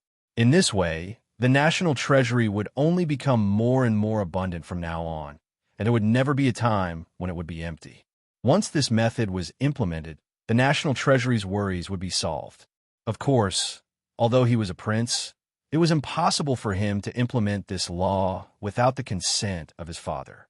All he had to do was submit a memorial to his father and report the whole matter to him. Then, the matter of the silver for discussing the crime would definitely fall on his head. At that time, which official in the world wouldn't act according to his wishes? Zhao Zheng picked up his teacup again and sneered, "Ha! With the help of such an expert, Zhao Yi, what do you have to fight against me?" As soon as he finished speaking, the door to the room was suddenly pushed open. A man said in panic, "Your Highness, Your Highness, Your Highness, bad news." Zhao Zheng was so shocked that he spat out a mouthful of tea. After wiping his mouth in a panic, he immediately put on a cold face and said angrily, "Whose bad news?" The official who came and realized that what he had just said was somewhat disrespectful to His Highness. He hurriedly said, "Your Highness, The censors and their entourage who went to Qing province were arrested by the third prince as soon as they left the city gates. What? Upon hearing this, Zhao Zheng was shocked. Then, instead of being angry, he said happily, "Is what you said true? The censors were arrested by the third prince?" "Yes." The official immediately nodded and said, "Just now, everyone was sent back. Come, let's go out and take a look. I want to see what he wants this time." Zhao Zheng's face revealed a trace of a cold smile. He didn't make any strange movements. He felt that he had punched the air and felt a bit sullen. Now that he had arrested the censors, he was obstructing official business. This was defying the will of the imperial court and his father. He wanted to see what else he had to say. Just as he took a step forward, another person ran in and said in panic, "Your Highness, bad news." "Your Highness." Zhao Zheng's face darkened. He gritted his teeth and said, "If it's because of the censors again, go and receive 50 strokes of the rod." "This time it's not." The person's face turned pale and said, "The third prince. The third prince and the Feng province's provincial governor have surrounded this place with the guards." "What?" This time, Zhao Zheng's expression changed greatly. He blurted out, "What is he trying to do? Is he trying to rebel?" Outside the relay station, the Feng province's provincial governor rode on his horse and said, "Your Highness, this time we have no path of retreat." He turned his head and glanced at him. He smiled and said, "No matter, Lord Zhou can just watch." Zhao Zheng walked out of the relay station with a gloomy expression. He looked at the guards surrounding this place and gritted his teeth. "Zhou Xingping, what are you trying to do? Are you trying to rebel?" "Your Highness has misunderstood." Provincial Governor Zhou dismounted from his horse and said, "This official heard that someone wants to carry out a law to discuss crimes and bring chaos to the foundation of our Qi kingdom. I didn't dare to be negligent and specially brought people to seek confirmation from your Highness. Dare I ask your Highness, is there such a thing? Bring people to seek confirmation?" Zhao Zheng looked at the 1,000 guards surrounding him, and the anger on his face intensified. He asked, "Are you here to seek confirmation or to denounce?" He dismounted from his horse and said, "This matter is of great importance and concerns the foundation of our Qi kingdom. It is normal for provincial governor Zhou to be serious. Imperial brother, don't be angry." Zhao Zheng raised his head and looked at him. A provincial governor didn't have the guts to bring people to surround the imperial censor and the prince. Wasn't the mastermind behind this all him, Zhao? This is a relay station. There are over 10 imperial censors from the imperial censorate, officials of the capital, and even I are here. How dare you all? He coldly harumphed and turned to walk inside. He coldly said, "If you all have the guts, then come in. After I return to the capital, I will definitely report this matter to His Majesty. For obstructing the imperial censors, the one with the surname Zhou, be careful of your head." Seeing the first imperial prince walk in and the door of the relay station closed, provincial governor Zhou turned his head and looked at the third imperial prince. He asked, "Your Highness, this?" Zhao smiled and said, "Let's wait for a while." Who exactly was the one who leaked this? It was clearly only yesterday. Within the relay station, an imperial censor's countenance was pale as he worriedly said, "They can't go past His Majesty. This is an act of insubordination." Zhao Zheng's countenance was gloomy. His gaze swept across everyone's faces as he coldly said, "There is a traitor among us."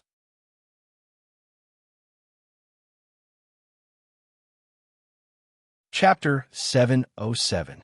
Zhao Zheng's gaze swept across everyone's faces. All he saw was astonishment and disbelief. Based on their reactions, it was impossible to tell who the traitor was. The people present all moved away from each other and looked at their companions suspiciously. The atmosphere immediately became tense. After an unknown period of time, an imperial censor finally broke the silence. He asked with a pale face, "Your Highness, the guards of Feng province have surrounded this place. What should we do?" Zhao Zheng also knew that this wasn't the time to catch the traitor. If they continued to suspect the traitor, They would be in a mess before the enemy moved. No matter who the spy planted by Zhao Yi was, the most important thing at this moment was to calm this matter down. This matter was very sensitive. Before he reached an agreement with his father emperor, it wouldn't be good for them if this matter was blown up.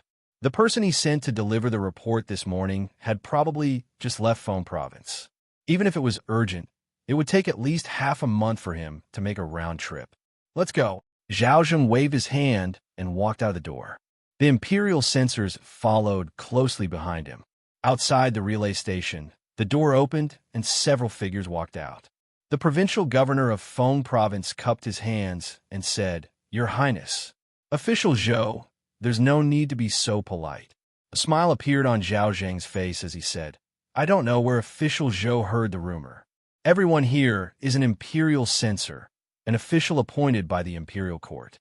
We all serve the country wholeheartedly. How could there be someone with ulterior motives who wants to mess up the foundation of our Qi kingdom? It's just a misunderstanding." As a prince of a country, when did he speak so submissively to an insignificant provincial governor? Zhao Zheng had a smile on his face, but the anger in his heart was almost uncontrollable. Provincial Governor Zhou also smiled and said, it's okay. Whether it's a misunderstanding or not, we will know after investigating." Zhao Zheng was startled. His gaze gradually turned cold as he asked, "How do you want to investigate?" Provincial Governor Zhou pointed to the imperial censors behind him and said, "Capture a few people and interrogate them. This concerns the continuation of our Qi kingdom. I believe your Highness won't mind using a little punishment, right?" "How dare you?"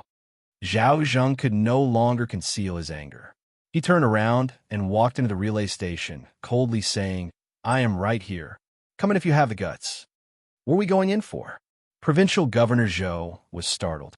He turned around and waved his hand, saying, "Guard properly. Other than the first prince, don't let anyone out." On a horse at the back, Zhao Yi looked at the tightly shut door of the relay station. He turned his horse around and disappeared behind the many guards. Inside the relay station, Zhao Zheng, who had flipped the table, smashed the chair as well. He angrily said, "Send a letter to the capital. Say that the third prince, Zhao Yi, has colluded with the provincial governor of Feng province to imprison I and the other imperial censors. They are plotting a rebellion." Outside the relay station, the provincial governor of Feng province handed an urgent letter to the person behind him and said, "The first imperial prince is working together with the supervising imperial censor to carry out the law of subjugation. The provincial governor of Feng province does not dare to act rashly.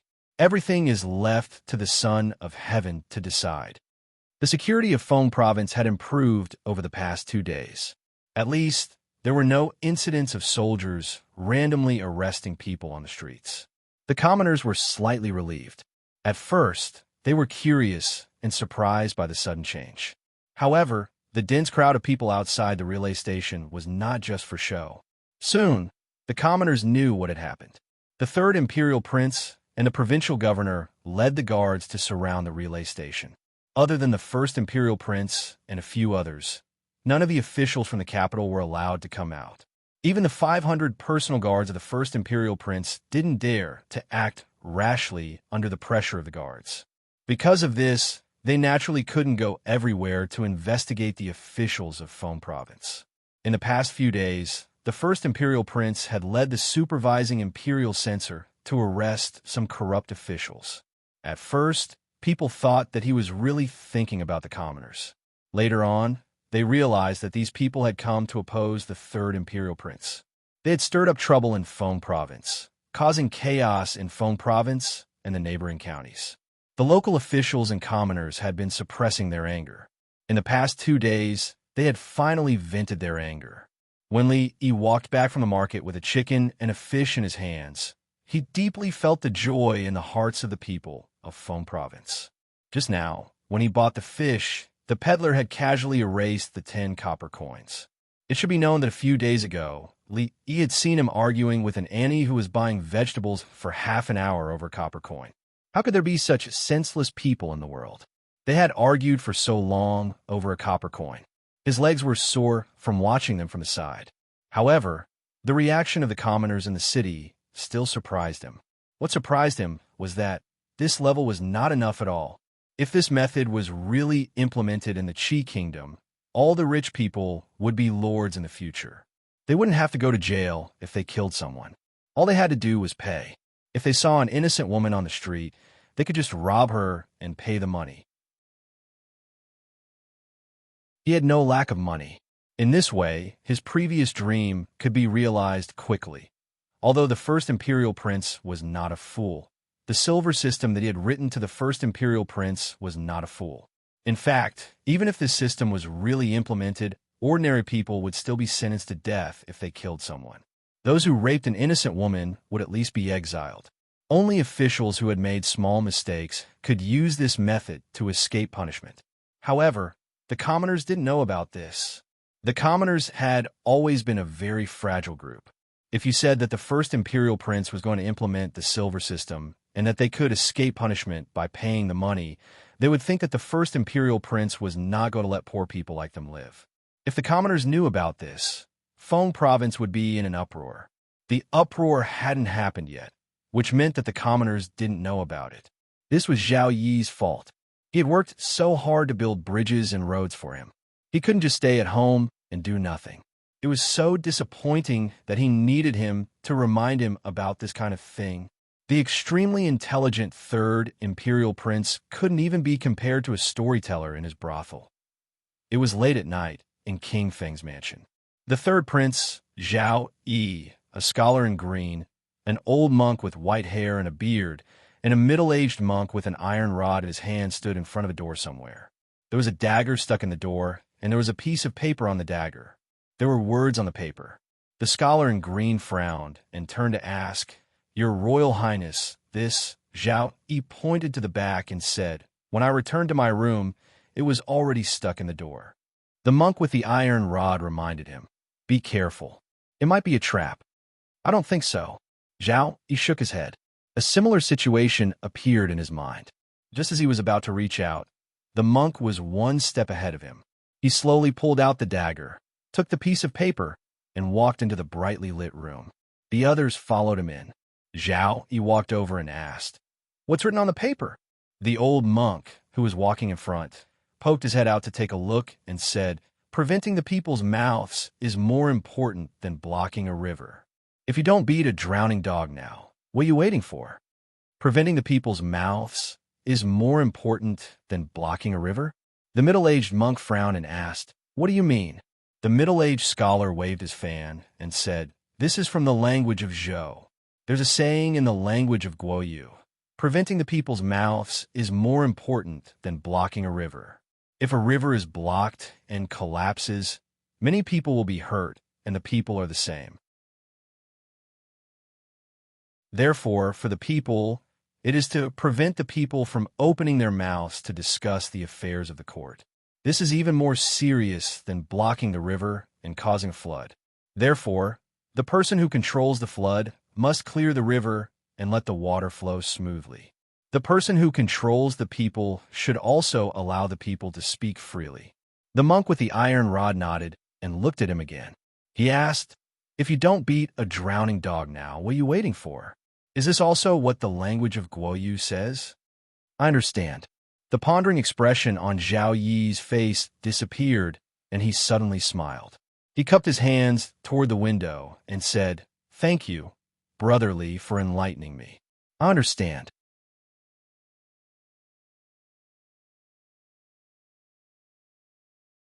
Chapter 708. Lin Yong squatted on the doorsill and said angrily, "Li brothers, do you think money means everything? Do you think you can do whatever you want just because you have money?" Li glanced at the box under the bed, which contained the gold bars exchanged from the Bai, Ma, and Su families. He walked over, patted Lin Yong on the shoulder, sighed, and said, "I don't think it's important to have money or not. It's good to live a simple and happy life.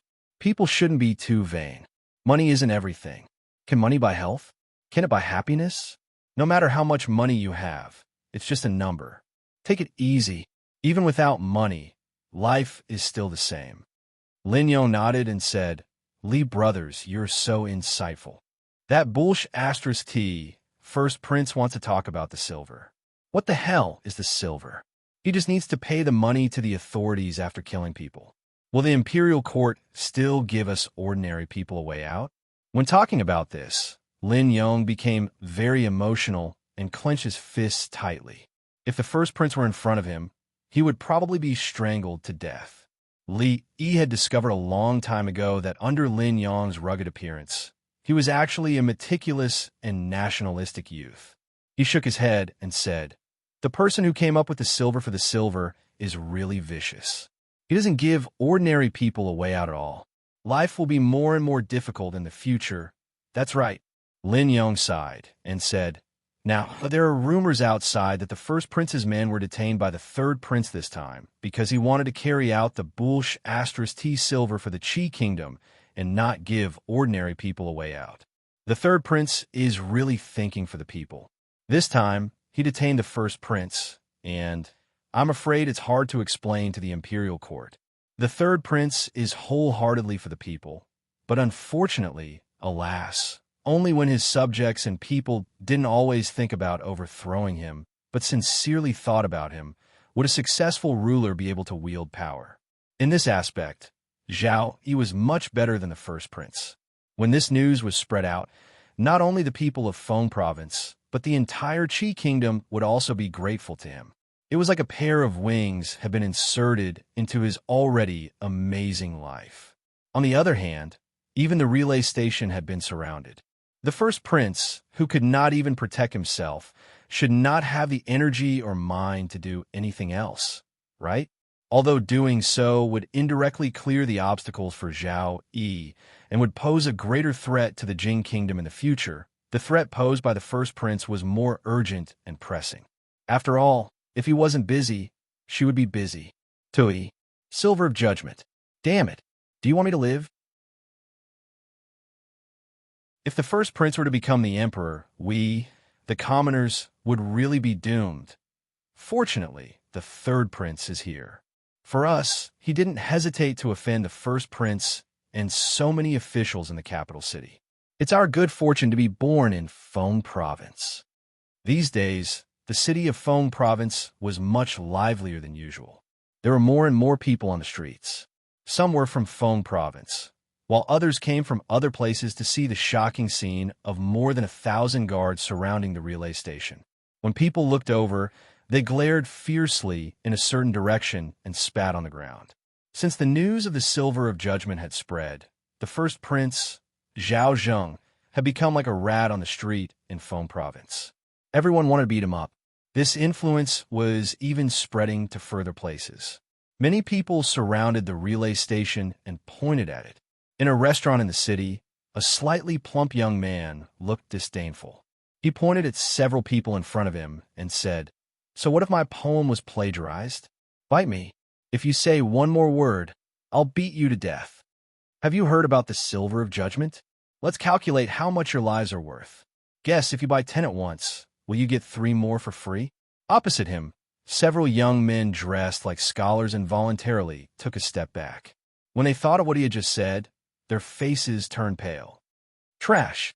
If you want to cause trouble next time, make it 13 at once." Qian Duo glanced at them. Did they really think that he was still the fat Qian Duo who had been wantonly bullied in the past? He waved his hand. How could these people take the initiative to cause trouble while he was drinking? He immediately lost all interest and turned to leave. Similarly, in the Feng province relay station, Zhao Zheng, who was facing a table of delicacies, was also not interested at all. The atmosphere in the relay station had been particularly oppressive these days. Although no one restricted his freedom, he would rather stay there when he thought of the situation outside. He clenched his fists and gritted his teeth. Damn it! Who was the one who leaked the news? Originally, everything had been going smoothly for him in Feng province. He had borrowed money, recorded accounts, investigated the accounts, and purged the officials of Feng province. With that secret manual in hand, he had already gained the upper hand. Alas, the news had leaked, and the audacious Feng provincial governor had joined forces with Zhao Yi to surround this place. At this moment, he was stuck between a rock and a hard place. All he could do now was wait for news from the capital. Zhao Zheng drank a cup of wine to drown his sorrows. He walked out of the door and gazed in a certain direction with an expectant look on his face. The capital of the Qi kingdom, the imperial court, which had never been solemn, was in a mess. Nearly 100 officials were standing in two camps. Their lips were trembling, and their saliva was flying everywhere. It was as noisy as a market. The noise was so loud that it seemed as if the roof would be blown off. The method of borrowing money and keeping accounts is a great merit. Our Qi kingdom will be more stable if we can find a parasite. It will benefit the country and the people. We must implement it. The one who spoke was an imperial censor. His words were firm. His saliva flew past two officials and landed on the face of another official. Another official said in a deep voice, "Even so, we can't act rashly. The third prince's memorial is right. If we go overboard, it will cause more turbulence." Bullsh *T. In my opinion, a bunch of nonsense. In my opinion, the disputes in the imperial court of the Qi kingdom had always been like this. It was not common for two third-ranked officials to scold each other.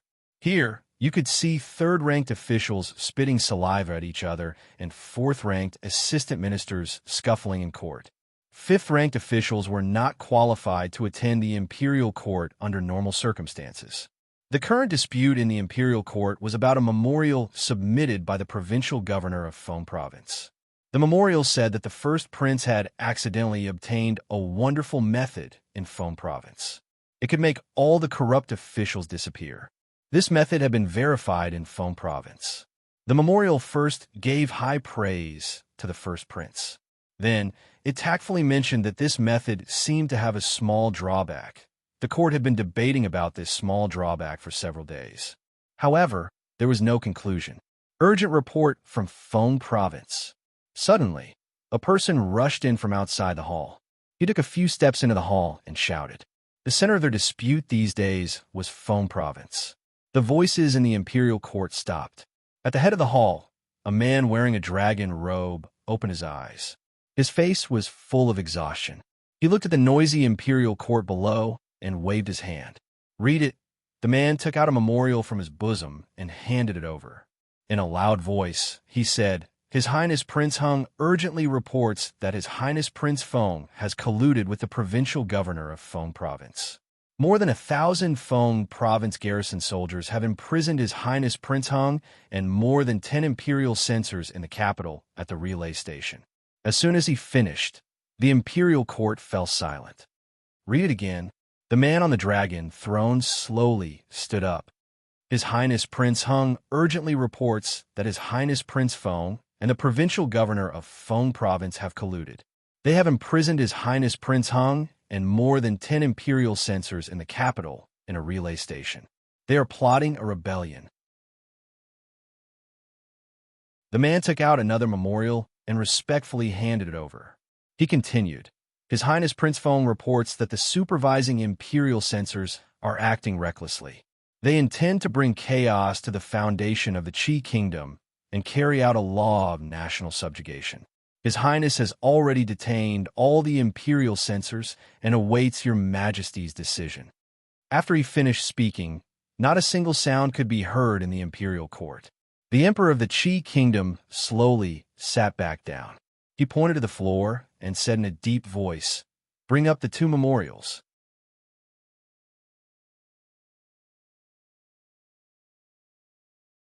Chapter 709. The two memorials were like two pails of ice water poured over one's head, completely extinguishing the heated atmosphere in the court. Prince Hung and Prince Feng were the first prince and third prince of the Qi kingdom respectively. One was the most respected eldest legitimate son, while the other was highly respected among the people and the imperial court. He was the most outstanding prince among the younger generation and was highly regarded by the emperor. Everyone knew that the next monarch of the Qi kingdom would be one of them. The Qi kingdom did not believe that the eldest legitimate son had the absolute right to inherit the throne. Regardless of whether it was the royal family or the aristocratic families, They all valued the ability first. It was also the will of the emperor to allow the first prince and the third prince to compete. The first prince's daily behavior was commendable. Although he did not make any great achievements, he did not make any big mistakes either. Compared to the exiled king of Shu in the Jing kingdom, he could be considered a very qualified first prince. Although the succession system of the eldest son of the first wife didn't really work in the kingdom of Qi, it was still somewhat biased. Being able to stay in the capital for a long period of time was King Heng's greatest advantage. If the other princes also performed mediocre, his throne wouldn't be threatened. Unfortunately, the third prince, Zhao Yi, was like a crane in a flock of chickens.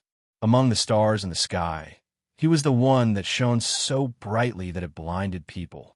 He shone so brightly that the emperor and all the officials had no choice but to pay attention to him. When two tigers fought, one was bound to be injured. However, one of them lived in the capital, while the other lived in Feng province. Although there were conflicts in the past, it was within the scope of the public's control. The third prince sent his soldiers to surround the courier station where the first prince and the dozen censors lived. This was a little too much. Your Majesty, Prince Feng is too presumptuous. He has defied his superiors by detaining his elder brother. The dozen censors of the censorate are also acting according to the imperial edict. May I know what Prince Feng's intention is? In the silence, someone finally stood up. The one who spoke was the vice minister of the imperial censorate. The vice minister of the imperial censorate was the second highest official in the censorate, second only to the imperial censor. In this kind of situation, the leader of the imperial censorate could not speak casually. The fact that more than 10 imperial censors had been detained was equivalent to a slap to their faces. Thus, even if the other party was the reputable third prince, someone had to stand up and speak. As soon as he finished speaking, an official stood up and asked, "Insubordination?" The memorials only mentioned that more than 10 imperial censors were temporarily detained, awaiting His Majesty's decision. How is this insubordination? The third prince was appreciated by many ministers in the imperial court.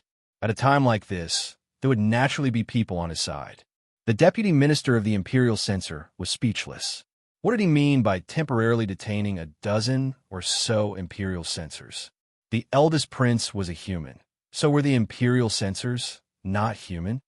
More than a dozen imperial censors are supervising the provincial government and assessing the officials. They are acting on orders. King Feng has detained them for no reason. What is his motive? Didn't His Highness say that the supervising censor intends to carry out the law of subjugation and disrupt the foundation of the Qi kingdom? This is a serious matter, so it's normal for him to be a little more serious. What method of subjugation? Aren't you being too alarmist? Let's wait for His Majesty to finish reading before making a decision. In the imperial court, the third prince and the eldest prince each had their own supporters, and there had always been constant disputes between them. Due to the eldest prince's investigation of the accounts a few days ago, the situation had worsened. Whether it was intentional or not, the number of memorials to impeach the eldest prince suddenly increased. The eldest prince's actions along the way had been dug out one by one. For example, the eldest prince had allowed his subordinates to take advantage of a woman in a certain province or county. He had been biased in handling a certain case. He did not dress properly when meeting with officials, and he had damaged the dignity of the royal family. There was no lack of officials who had ulterior motives and wanted to obstruct the implementation of the law of subjugation. However, what they had said was the truth, and many of the court officials had already begun to criticize the eldest prince. Now that the dispute between the eldest prince and the third prince was involved, it was only natural that they would stand against him. Seeing that the court was in a heated argument again, the emperor of the Qi kingdom handed over a memorial. A eunuch immediately passed it to the two prime ministers who stood at the forefront of the court officials. After the two old men finished reading it, their beards trembled and their arms trembled slightly. They then passed the memorial to the people behind them. As the memorial was circulated, the noisy imperial court gradually quietened down. The emperor of the Qi kingdom remained calm and expressionless. When the imperial court had become extremely quiet, he finally waved his hand and said, "Everyone, please speak your opinions." An old man who stood at the forefront of the court officials stepped forward and said loudly, "Your Majesty, we can't use the silver of punishment as a precedent." An old man beside him also stepped forward and said, "His Royal Highness King Feng's memorial has already written very clearly. It lists the major crimes of the silver of punishment in detail. This method can't be used." Since the two prime ministers had spoken, the other people in the imperial court couldn't just stand by and watch. "Your Majesty, please reconsider. The silver of punishment should never be used. His Royal Highness King Feng is right. This will shake the foundation of the country." The deputy imperial censor and the imperial censor exchanged glances. The deputy imperial censor stepped forward and said solemnly, "The censorate had no prior knowledge of the actions of the supervising censors. The censorate will definitely punish these people who act on their own." There were some people who felt that the silver of punishment was extremely considerate. If it could be implemented, they could spend money to avoid disasters in the future. It was practically a life-saving weapon. The eldest prince really knew how to be considerate of others. Thoughts were just thoughts. With so many upright officials and important officials strongly opposing it, it wouldn't be surprising if the two prime ministers gave them a few slaps in the face if they dared to say the word good. They could only blame the third prince's memorial. The analysis of the flaws of the silver of punishment was so accurate that it drew blood on the first prick. He quoted from a wide range of sources and was brilliant in his writing. There was no way to refute him at all. Above, the man in dragon robes still looked calm, but he let out a long sigh in his heart. It had to be said that when he saw the words silver of punishment, he had also been tempted. Once this method was implemented, he would no longer have to worry about the national treasury running out of money. He would have an endless supply of financial support. Anything he wanted to do would have the financial support. However, he still had some misgivings. Once he opened his mouth, it would be difficult to stop it and would only cause more damage. He stood up and slowly said, "Urgent summon Prince Hung and Prince Feng back to the capital." The many days of dispute in the court had finally come to an end. The debate on the debit and credit method was not over, but it had been temporarily suppressed because there were more important matters that needed to be resolved first. The supervising censor did not have the guts to advocate this method. The eldest prince must have been behind this. Although this method could indeed solve the urgent problems of the national treasury, it was just as the third prince had said. This was a precondition of overdrawing the foundation of the country. If this continued, the country would no longer be a country. These two incidents happened to form a sharp contrast between the two princes. One was simple-minded and did not care about the consequences of his actions, while the other was meticulous and far-sighted. It was no wonder that they did not know. The contrast made everyone more aware that Prince Hung was far inferior to Prince Feng. This time, the significance of His Majesty summoning both of them to the capital was very different. The battle between the eldest prince and the third prince would affect the development of the Qi kingdom for a very long time in the future. If it had been someone else, perhaps it would have been a very different scene. Perhaps the situation in the court, or even the entire Qi kingdom, would undergo an earth-shattering change after a period of time. Li Yi swept his gaze across the counter and said, "The designs have to be flexible and varied. We can't always imitate others. We have to have the style of the Lin family." At first glance, people will know that these pieces of jewelry came from Fonglin Park. Lin Wanru nodded and said, "If we want to achieve this, I'm afraid it will not be possible in a short period of time. We have to do things step by step. We can't be too eager for quick success. Otherwise, things will only get worse and worse." Li Yi waved his hand and said, "For example, the eldest prince should look for the right path, even if he lacks money. He's still too impatient to insist on carrying out something like discussing the silver for punishment. It's not advisable to advance rashly." He sighed and said, "Young people, it's very dangerous to have this kind of thinking.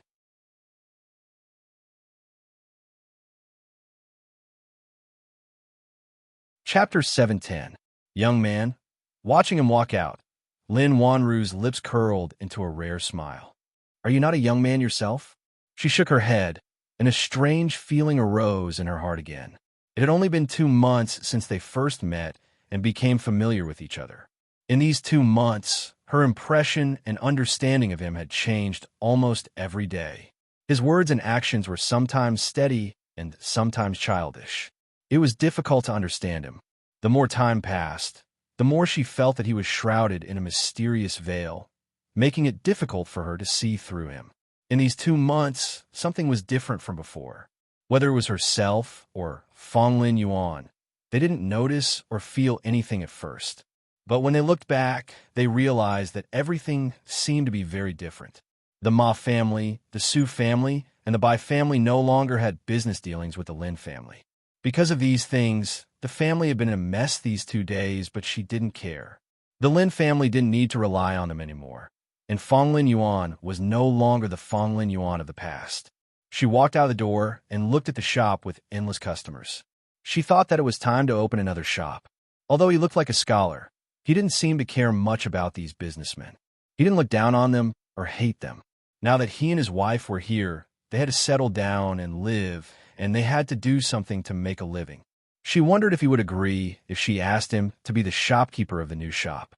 Speaking of him and that Miss Liu, there was something strange between them. The husband and wife lived in the same room, but slept in separate beds, separated by a curtain. It really didn't look like they were husband and wife. But if they weren't husband and wife, how could they? She couldn't figure out these things, but she felt that the current situation was not bad. If it could continue, she would probably be happy for a few more days. In the small courtyard, Li Yi filtered the medicine into a bowl and threw away the dregs. This was the last packet of medicine. When he returned to the kitchen to look for milk candy, he found that there was not even a bit left. He clearly remembered that there were a few pieces left last night. This time, he was afraid that he had forced himself on Mississippi Liu again. He shook his head and walked into the room with the bowl. Recently, he had been in contact with the brothels in Shuzhou, but there was no important news from them. However, after counting the days, they should be arriving soon. It would only be a few days, so he wasn't in a hurry. Li walked into the house and put the bowl on the table. He glanced at Mississippi Liu and said, "There's no more white rabbit creamy candies. Let's make do with it today. It's the last time anyway."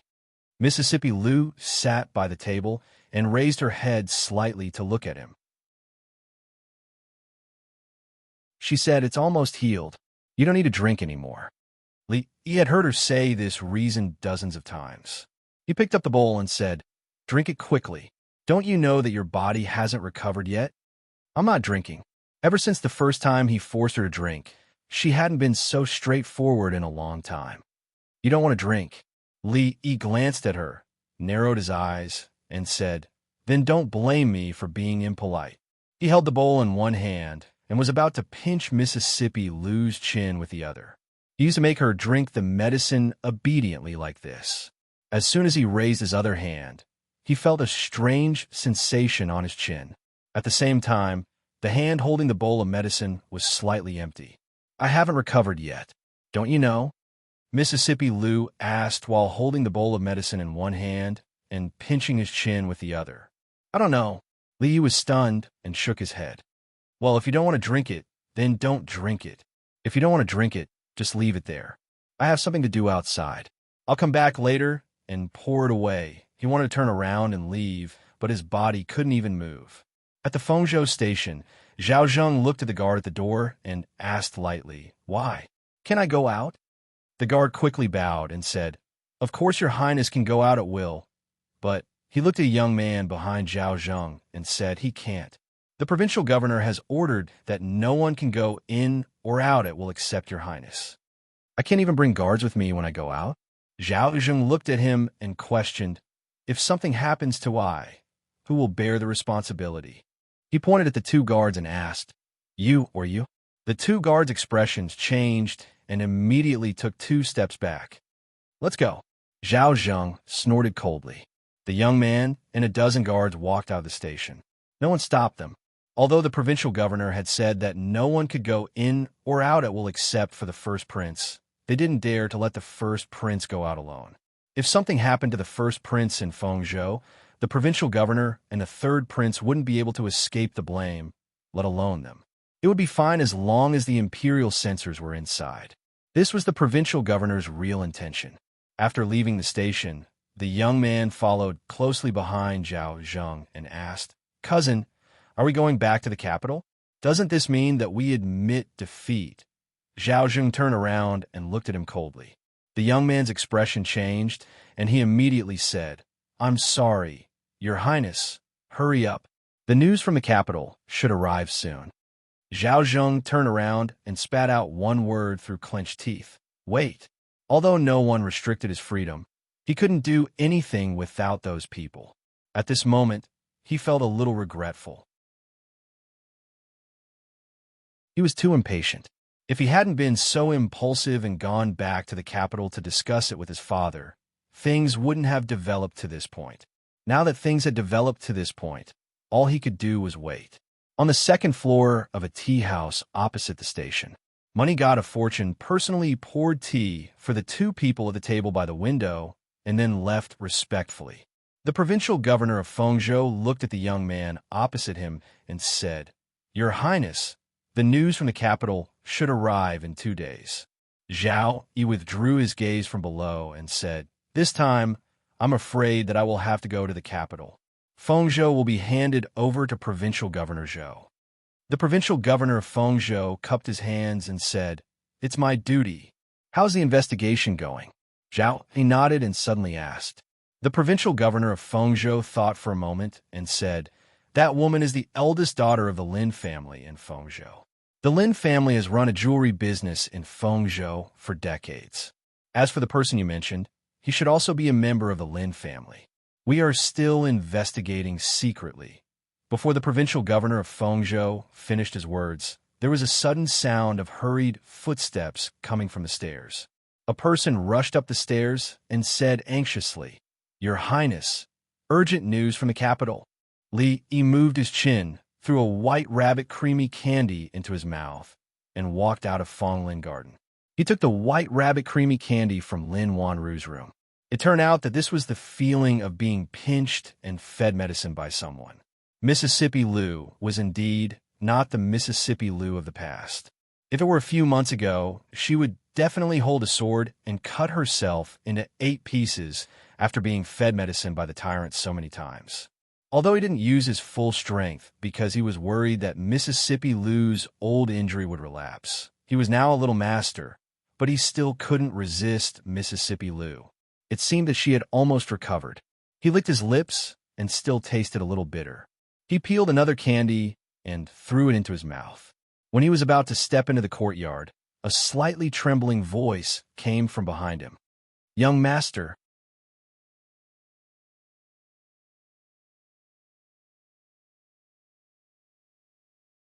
Chapter 711. Young Master. Hearing this voice, Li Yi stopped in his tracks. He fiercely chewed the white rabbit creamy candy in his mouth and swallowed it. He turned around and saw 3 figures standing in front of him. Fang's body trembled slightly from a distance of 3 meters. Although the face in front of him was unfamiliar, he had seen the portrait in Shuzhou. Moreover, the figure and temperament of the person in front of him were so familiar. How could he forget? "Uncle." Yang Liuqing walked forward and bowed slightly. She was no longer the young girl from a year ago. She had an outstanding temperament and stood there like an unsheathed sword. "County Marquis, how have you been?" The middle-aged Taoist in a loose Taoist robe bowed to him and said with a smile. He stood there casually, as if he was one with the surrounding heaven and earth. Li's gaze stayed on the 3 for a long time. Then he turned around and opened the courtyard door. "Young master, where's second miss? Didn't you say you were together?" Fang looked at him and asked eagerly as soon as he closed the courtyard door. Li didn't answer. He first looked at him and asked, "How's Rui? How's the situation at home?" Fang smiled and said, "Mrs. Fine. Everything at home is also fine. They are all waiting for you to return." As soon as he finished speaking, Mississippi Lu walked out of the room. Yang Liuqing quickly walked over and bowed. "Master." Mississippi Lu looked at her and suddenly reached out to grab her shoulder. Yang Liuking's body shook, and she subconsciously stepped back to dodge, but she couldn't break free in the end. Mississippi, Lou patted her on the shoulder and nodded. Not bad. You didn't forget your martial arts. A figure suddenly flew out from one of the windows of the inn to the side. The sloppy old man landed steadily in the courtyard and stood beside Li Yi. He looked at the middle-aged Taoist warily and asked, "Old Taoist Yuan, why aren't you cultivating? What are you doing here?" A hint of surprise also appeared on the middle-aged Taoist priest's face as he asked, "Strange Su, why are you here when you're not in the Wu Kingdom?" Li Yi turned to look at the sloppy old man and asked, "Do you know each other?" The middle-aged Taoist said, "I met him once when I was traveling around various countries in my early years." The sloppy old man snorted coldly and said, "In this world, apart from these ox-nosed Taoists, who else can practice the art of retaining one's appearance to such a level? When I saw him 30 years ago, he looked like this. I don't know if his martial arts have improved in the past 30 years, but his appearance has not improved at all." Li Yi looked at the two and waved his hand. "We're all on the same side. Sit down and talk." Fong gulped down a bowl of water and said, "We just arrived in Shu province 2 days ago. I heard that young master and second miss are in the Qi kingdom, so we came here without delay. The others are now outside the city and can enter at any time. Young master, when are we leaving?" "There's no hurry." Li Yi turned to look at the Taoist priest and thought that he should be about the same age as Strange Su, but he seemed to be dozens of years older. Li Yi suppressed the strange feeling in his heart and asked, "This Taoist priest, by the order of His Majesty, I'm here to take County Marquis Li back," the Taoist priest surnamed Yuan said with a smile. Li Yi was stunned for a moment and asked, "When did you become a County Marquis?" "On the day County Marquis Li left the capital." The Taoist priest looked at him and said, "When are we leaving?" "In 2 days." Li Yi thought for a while and turned to look in a certain direction. He said, "I didn't say hello when I came here. Before I leave, I have to say goodbye." Lin Yong leaned against the door of Fonglin Garden and looked at the closed door again. He shook his head and murmured, "It's almost time for dinner. Why do they close the door?" "In the government office of Feng Province. As your highness expected, His Majesty has summoned your highness and the great prince back to the capital. Even the supervising imperial censor has returned with them. According to the messenger, just now, almost all the officials in the court are on your highness's side. There are countless memorials to impeach the great prince. There are also many voices among the people. This time, the situation is very favorable for us." The provincial governor of Feng Province said to Zhao Yi with a smile, "We can't set a precedent for discussing crimes. Unless Father directly directs this matter, once it is discussed openly, the loyal officials in the capital will not agree." Zhao Yi waved his hand and said, "Since there is news from the capital, withdraw all the guards outside the relay station." The provincial governor of Feng Province bowed and said, "I will arrange it immediately." Zhao Yi let out a sigh of relief and looked out of the window out of habit. Ever since he made a name for himself in the Qi kingdom, the conflict between him and the great prince had been escalating. At first, he only wanted to govern Feng Province well and didn't want to fight for anything. Later, some things happened, and he almost lost his life several times. Only then did he gradually realize that fighting for a way out could he fight for a way out. If he didn't fight, he would die sooner or later. From being pushed down this path to where he was today, there was no turning back. Half a month ago, or even a few days ago, he didn't think that the great prince's visit to Feng Province would turn out like this. In just a few short days, he went from being passive to having the upper hand. The change was so big that even he didn't expect it. Zhao Yi slowly sighed and said, "Brotherly, since you have done so much, why aren't you willing to come out and see me?" When the provincial governor of Feng Province walked out of the door, an official came up to him. The official cupped his hands and bowed before saying, "Lord Zhou, I have investigated the person you asked me to. 2 months ago, the Lin family's caravan went to the Jing Kingdom and brought back 2 people from the Jing Kingdom. The man's name is Li Xian. He is now the Lin family's accountant." Zhao Yi walked out of the room and looked at him as he asked, "What did you say?" "The Jing Kingdom's Li Xian?" "Your Highness." The official was about to bow when Zhao Yi waved his hand and said, "Repeat what you just said." "Yes." The official said again, "The young man and woman were saved by the Lin family's caravan from the Jing Kingdom when they passed by Shu Province." "The man's name is Li Xian. Shu Province's Li Xian." "Yes, I understand." A smile appeared on Zhao Yi's face as he strode towards the exit. The group of guards followed closely behind him. Fonglin Court. Zhao Yi stood in front of a shop in the city. He looked at the signboard above and murmured. As expected, someone behind him said, "Your Highness, this is one of the Lin family shops in Feng Province. There are 2 other shops like this." The middle-aged scholar next to Zhao Yi waved his fan and said, "Your Highness, are we going to the Lin family now?" Zhao Yi shook his head and said, "How can we be so hasty? Let's go back to the imperial residence first." "Your Highness, someone just delivered an invitation card." In King Feng's residence, the housekeeper presented an invitation card to Zhao Yi as soon as he returned. "Who sent it?" In the study room, Zhao Yi was holding a pen and writing. He asked casually, "I don't know." "It was inserted into the residence's door with a dagger." The housekeeper replied with a bow. Recently, the imperial residence had encountered a series of strange things. It was not the first time a dagger had been used to deliver a letter. Sending an invitation card was nothing to be alarmed about. A dagger. Zhao Yi paused and waved his hand. "Give it to me." He took the invitation card from the housekeeper and read it carefully. He crumpled the written invitation card into a ball and said with a smile, "Get ready. I will be leaving soon."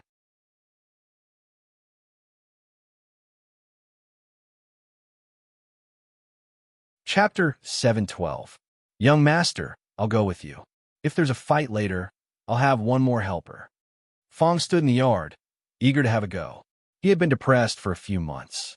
Now that he could finally relax, his true nature was immediately exposed. "You can wait downstairs with some people." He waved his hand. This was a gay meetup, not a fight. It was impolite to bring so many people. It would be bad if they misunderstood. 2 grandmasters were enough. "Okay." Fong nodded and said, "Then I'll tell them to enter the city first." In order to avoid trouble, Li Yi actually didn't plan to see Zhao Yi. But that was then, and this was now. There were Taoist Yuan and Su on his left and right, so he had to be confident. The yard door opened. At the entrance of Fonglin Garden, Lin Yang's body was shocked, and he immediately walked over. Li looked at him and asked, "Brother Lin, which is the most famous restaurant in Feng State City?" "Restaurant?" Lin Yong was stunned and said, "Why go to a restaurant? We can eat at home. It'll be a waste to eat outside." The Qin family restaurant was the largest and most luxurious restaurant in Feng State. Although the name was a bit tacky, to be able to name their own bank, they didn't expect them to give the restaurant an elegant name. The name was tacky, but the decorations, dishes, and prices inside were not ordinary at all. This restaurant was not open to ordinary people. Those who could enter were either rich, powerful, or rich and powerful. As for those who had neither money nor power but could eat and drink to their heart's content and leave without paying, they were either the manager of the restaurant or the son of the manager of the restaurant. Qian Duo belonged to the latter. Because he had used 10,000 taels of silver to buy poems, he was fined a month's allowance. Now he was penniless. He could only go to his own brothel and eat in his own restaurant. His life, in fact, there was not much difference from before. The only depressing thing was that he didn't know which big mouth had leaked the news of him buying poems. Now, the entire Feng province knew that he had bought those poems. The 10,000 taels of silver had only made a splash. It was far from achieving the effect he wanted. It was a bit of a waste of money. The most likely suspects were the one surnamed Yang and the one surnamed Zhao. He did not suspect the brother who sold the poem. If that was the case, he would definitely reveal the author of the poem. The other party's price was fair, and he was honest with both the old and the young. However, he still owed him a copper coin and had not returned it yet. Qian Duo sighed. The poems were good, but he was too impatient. If he had released them step by step, he wouldn't have today. Seeing that there were guests coming in, the waiter of the restaurant immediately walked over and asked, "Sir, do you have a reservation?" The 3 people who came in looked a bit strange. One was a young man, one was a middle-aged Taoist, and the last one was a sloppy old man. The young man looked around and asked, "There are no guests here. Do I need to make a reservation? If you want to eat, I recommend you to go to the restaurant across the street." The waiter smiled and said, "You must have a reservation to eat here." In fact, reservations were just a way of saying it to the outside world. Foam State City wasn't big. The waiter knew very well who needed to make a reservation and who didn't. "I'm leaving." Asked them to make the same thing for lunch. Duo tore a chicken leg, stood up, and walked out of the door. The waiter quickly said, "Yes, young master." Lee looked at the slightly fat young man and said, Duo." Duo turned his head and looked at him. He frowned and asked, "Do I know you?" Lee looked at him and said with a smile, "Sorry, I still don't have change today. I'll give you the money back next time." Duo's eyes suddenly widened when he heard this. His whole body trembled, and he blurted out, "You are that brother." Duo stood at the door of the most luxurious private room in the Chien family restaurant and said to the waiter behind him, "What are you waiting for? Hurry up and give us all the signature dishes here." "Yes, young master. I'll ask someone to do it right away." The waiter responded and hurried downstairs. Duo looked at the young man in front of him. Although he had traded with him twice, he had never seen his appearance. At this time, it was inevitable that he had a strange feeling in his heart. "Brother, what else do you want to eat? I'll ask someone to arrange it right away." Although it was strange, his eagerness and enthusiasm didn't diminish at all. After all, the next time he had pocket money, he was going to buy a few hundred poems. This time, he would buy cheap ones. He wanted to win by quantity. How could he not shut those people's mouths? "There's no need." He shook his head and said, "I'll meet a friend here in a while. I'll leave soon." He had some doubts about the reliability of Lin Yang's recommendation of this restaurant. There wasn't a single customer. It didn't look like the best restaurant in Fengzhou City. Don't worry. You go first." Duo smiled, closed the door, and left. Even if 100 poems were worth 100 taels of silver, it would still cost 10,000 taels of silver. He needed time to prepare. The opportunity was rare. If he missed it this time, he didn't know when he would encounter it again. When he walked down the stairs, there were several figures coming in from outside. "Dad?" Duo walked over and looked at the god of fortune in the crowd. He asked in surprise, "Dad, why are you here?" "Shut up." Duo glared at him and asked, "Is there any guest in the restaurant now? Who are they?" "No." Duo shook his head at first. Then he seemed to have thought of something and said, "There is a friend of mine upstairs." As soon as Duo finished speaking, a door opened upstairs. A young man walked out and looked down. He smiled and said, "I've been waiting for His Royal Highness King Feng for a long time." Duo scratched his head and said in surprise, "Not much. I just arrived, and the dishes haven't been served yet." "Dad, why did you hit me?" Duo covered his head and looked at the god of fortune with some resentment. Duo glanced at the top of the stairs and pulled his arm to the side. "Tell me, how do you know the person upstairs?" In the private room, after Zhao Yi sat down, he looked at Li Yi with a hint of doubt on his face. He asked, "Brother Li, why are you?" Li Yi reached behind his ear with one hand and gently tore off the mask. There's actually such a strange thing in the world. Zhao Yi looked at the thin mask in Li Yi's hand with a hint of surprise on his face. Then he looked at Li Yi and said, "Brother Li, since you've arrived in Feng Province, why are you only now?" Li Yi waved his hand and said, "It's a long story." After a while, Zhao Yi had a look of realization on his face. He said, "The holy religion does have a huge influence in the Qi kingdom. They are very well hidden, and we don't know what they're planning. They're a big problem for the imperial court. But don't worry, Brother Li. No matter how long their hands are, they can't reach Feng Province." "It doesn't matter anymore," Li Yi said as he shook his head. If he really met the Taoist nun now, it was uncertain who would kidnap who. Zhao Yi looked at him and asked, "The person who sent the message to the prince's mansion 2 days ago should have been arranged by Brother Li, right?" As he spoke, he turned his head and looked at the sloppy old man who was sitting to the side and eating a chicken leg. The sloppy old man didn't even raise his head as he focused on eating the chicken leg in his hand. It's a small matter, a small matter. He didn't deny it. He looked at him and pointed at the dishes on the table, saying, I still owe you a meal. Let's pay it off today. It's a small matter for Brother Li, but it's not for me.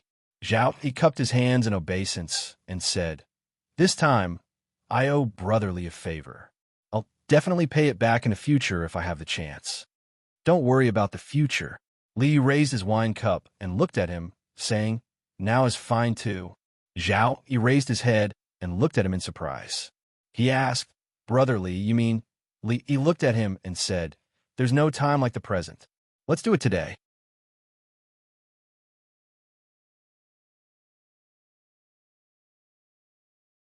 Chapter 7:13. After listening to him, Zhao Yi's expression changed slightly. He asked, Brother Li, you're leaving? Li nodded and said, I've been away from home for too long. It's time for me to go back. Zhao, he was silent for a while and said, Don't worry and leave. I'll help take care of the Lin family. However, Brother Li, you have to think this through. Zhao Yi's favor is far more than this. One can't be too greedy. If I wanted tens of millions of liang of silver in Fengzhou, you wouldn't give it to me, would you? Li Yi smiled and raised his head. He waved his hand at the people behind Zhao Yi and said, Come, Brother Shouwen, Brother Yinzhou, don't just stand there. Sit down and eat. Yang Yinzhou and Zhao Shouwen glanced at Zhao Yi. Seeing him nod, they sat on either side of him. A few days ago, the poems that were circulating in Fengzhou were written by Brother Li, right?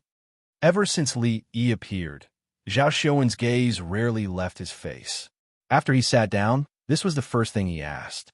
Li Yi waved his hand and denied. It was written by Brother Qian. Business was all about integrity. Money and goods were cleared. Those poems had nothing to do with him now that they were out of his hands. In fact, they had nothing to do with him in the first place. After Zhao Shouwen asked that question, he realized he had asked a pointless question. Since he had seen him here, there was no need to argue about who the poems belonged to. Li Yi ate 2 mouthfuls of food and looked at Yang Yinzhou with some surprise. He asked, When did the foremost scholar of Qing and prefecture come to the Qi kingdom? In front of Brother Li, it's best not to mention anything about being the foremost scholar. Yang Yinzhou smiled and said, Besides, Yinzhou was born in the Qi kingdom and grew up in the Qi kingdom. I'm just returning home from a faraway trip. Li nodded and looked at Zhao Yi. Oh right, I didn't cause any trouble for His Highness this time, did I? Zhao Yi shook his head and said, If this is considered trouble, then the more trouble the better. If one were to look at the entire Qi kingdom, the debit and credit method, and the matter of the guilty silver were indeed like 2 huge stones thrown into a calm lake, stirring up quite a storm. This storm did not only exist in Feng province and the capital. It was now spreading to even more places.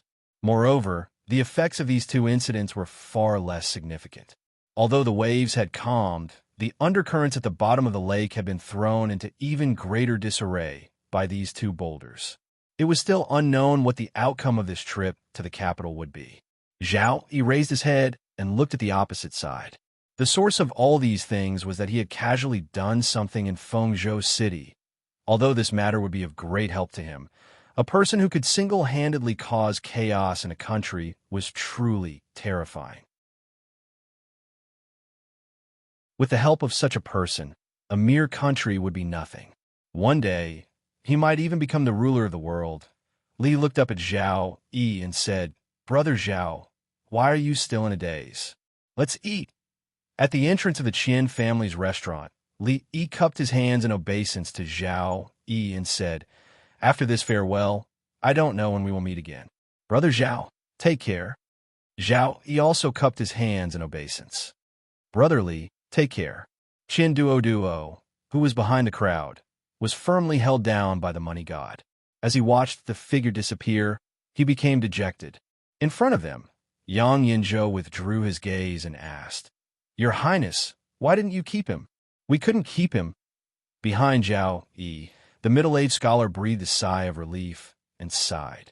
Even His Majesty doesn't have such a grand entourage to accompany and protect him. How could we keep him? Zhao, he shook his head and said, how can forcing him to stay be better than being willing? Yang Yinzhou said, given his character, how could he stay in the Qi kingdom willingly? Soon. Zhao, he shook his head and said, early this morning, I received a messenger from Jingdo on horseback. The emperor of the Jing kingdom hasn't been to court for half a month. Yang Yinzhou was stunned and asked, is the Jing kingdom going to change? Zhao, he nodded and said, I'm afraid it's going to happen soon.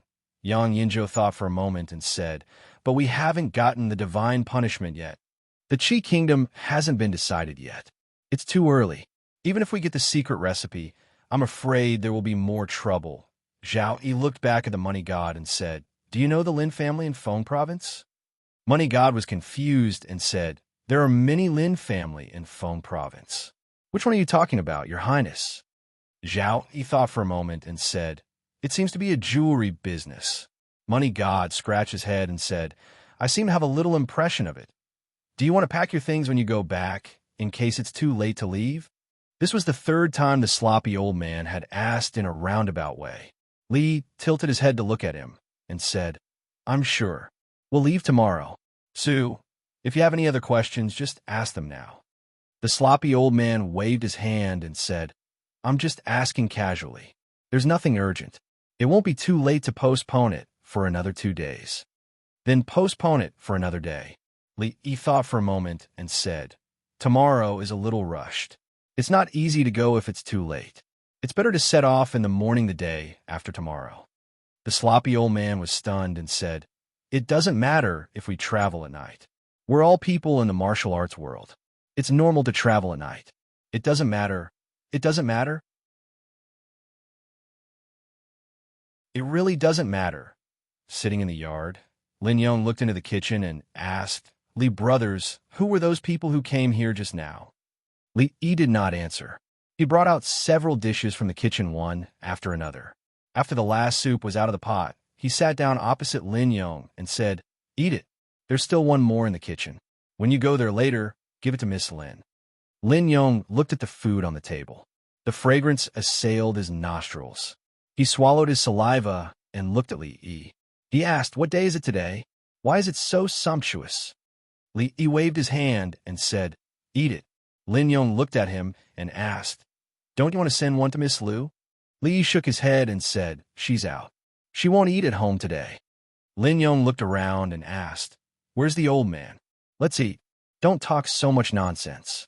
Li glanced at him, picked up the chopsticks, and ate by himself. Lin Yong said as he filled a bowl of soup for himself. To be honest, Li brothers, I've never seen a man cook so well. I've never seen a woman cook so well. I can't even eat the food that my husband cooks now. And my miss doesn't know how to cook at all. I'm thinking a woman who can't even cook, who will marry her in the future. Ahem. Li coughed softly. What's wrong? Are you choking? Lin Yong raised his head to look at him, then scooped another bowl of soup for himself. Pressing down on the small mountain of soup in the bowl, he said, eat slowly. I won't fight with you over it. Right? Were we just now? Li reminded him. We were talking about your husband's cooking is not good. No, I think we were talking about my Mississippi. Lin Yong shook his head and said, my miss is not like a woman at all. Not to mention that she can't cook. She's so powerful. Everyone in the Lin family is not afraid of her. In my opinion, women can't be too powerful. If they're too powerful, they won't be able to marry, no matter how beautiful they are. Ahem. Li coughed again. I told you to eat slowly. Come, have some soup. Oh, there's no more soup. Lin Yong waved his hand and said, in fact, without Miss Lu, I think you and my miss are the best match. Miss will do the work of earning money and supporting the family. You can live off a woman at home. No, you can cook at home and recite poems. Miss also likes these things. That's great. I won't worry about her marriage. Lin Wanru stood behind him and said apologetically, I've made you worry. Lin Yong looked back and said, we're family. Don't be so polite. I've watched you grow up. Then he looked back at Li and said, Li brothers, what did you say just now? You're going out to find Miss Lu for dinner, right? I'll go right away. Before he finished speaking, he had already put down his chopsticks and strode outside. Li Yi made a helpless gesture and said, "You know, he's like this. Don't mind him. He's been so outspoken for so many years. I'm used to it." Lin Wanru nodded and looked at him and said, "Tomorrow morning, the Lin family will hold a banquet. The shopkeepers of several shops and people from the business will go. Remember to come." Li Yi nodded and said, "Got it. I'll ask Brother Lin to pick you up tomorrow." Lin Wanru said and turned to leave. When she reached the door, she turned back. "Is there anything else?" Li looked at her and asked. Lin Wanru pointed to the kitchen and said, "These are my dishes. Bring them there yourself."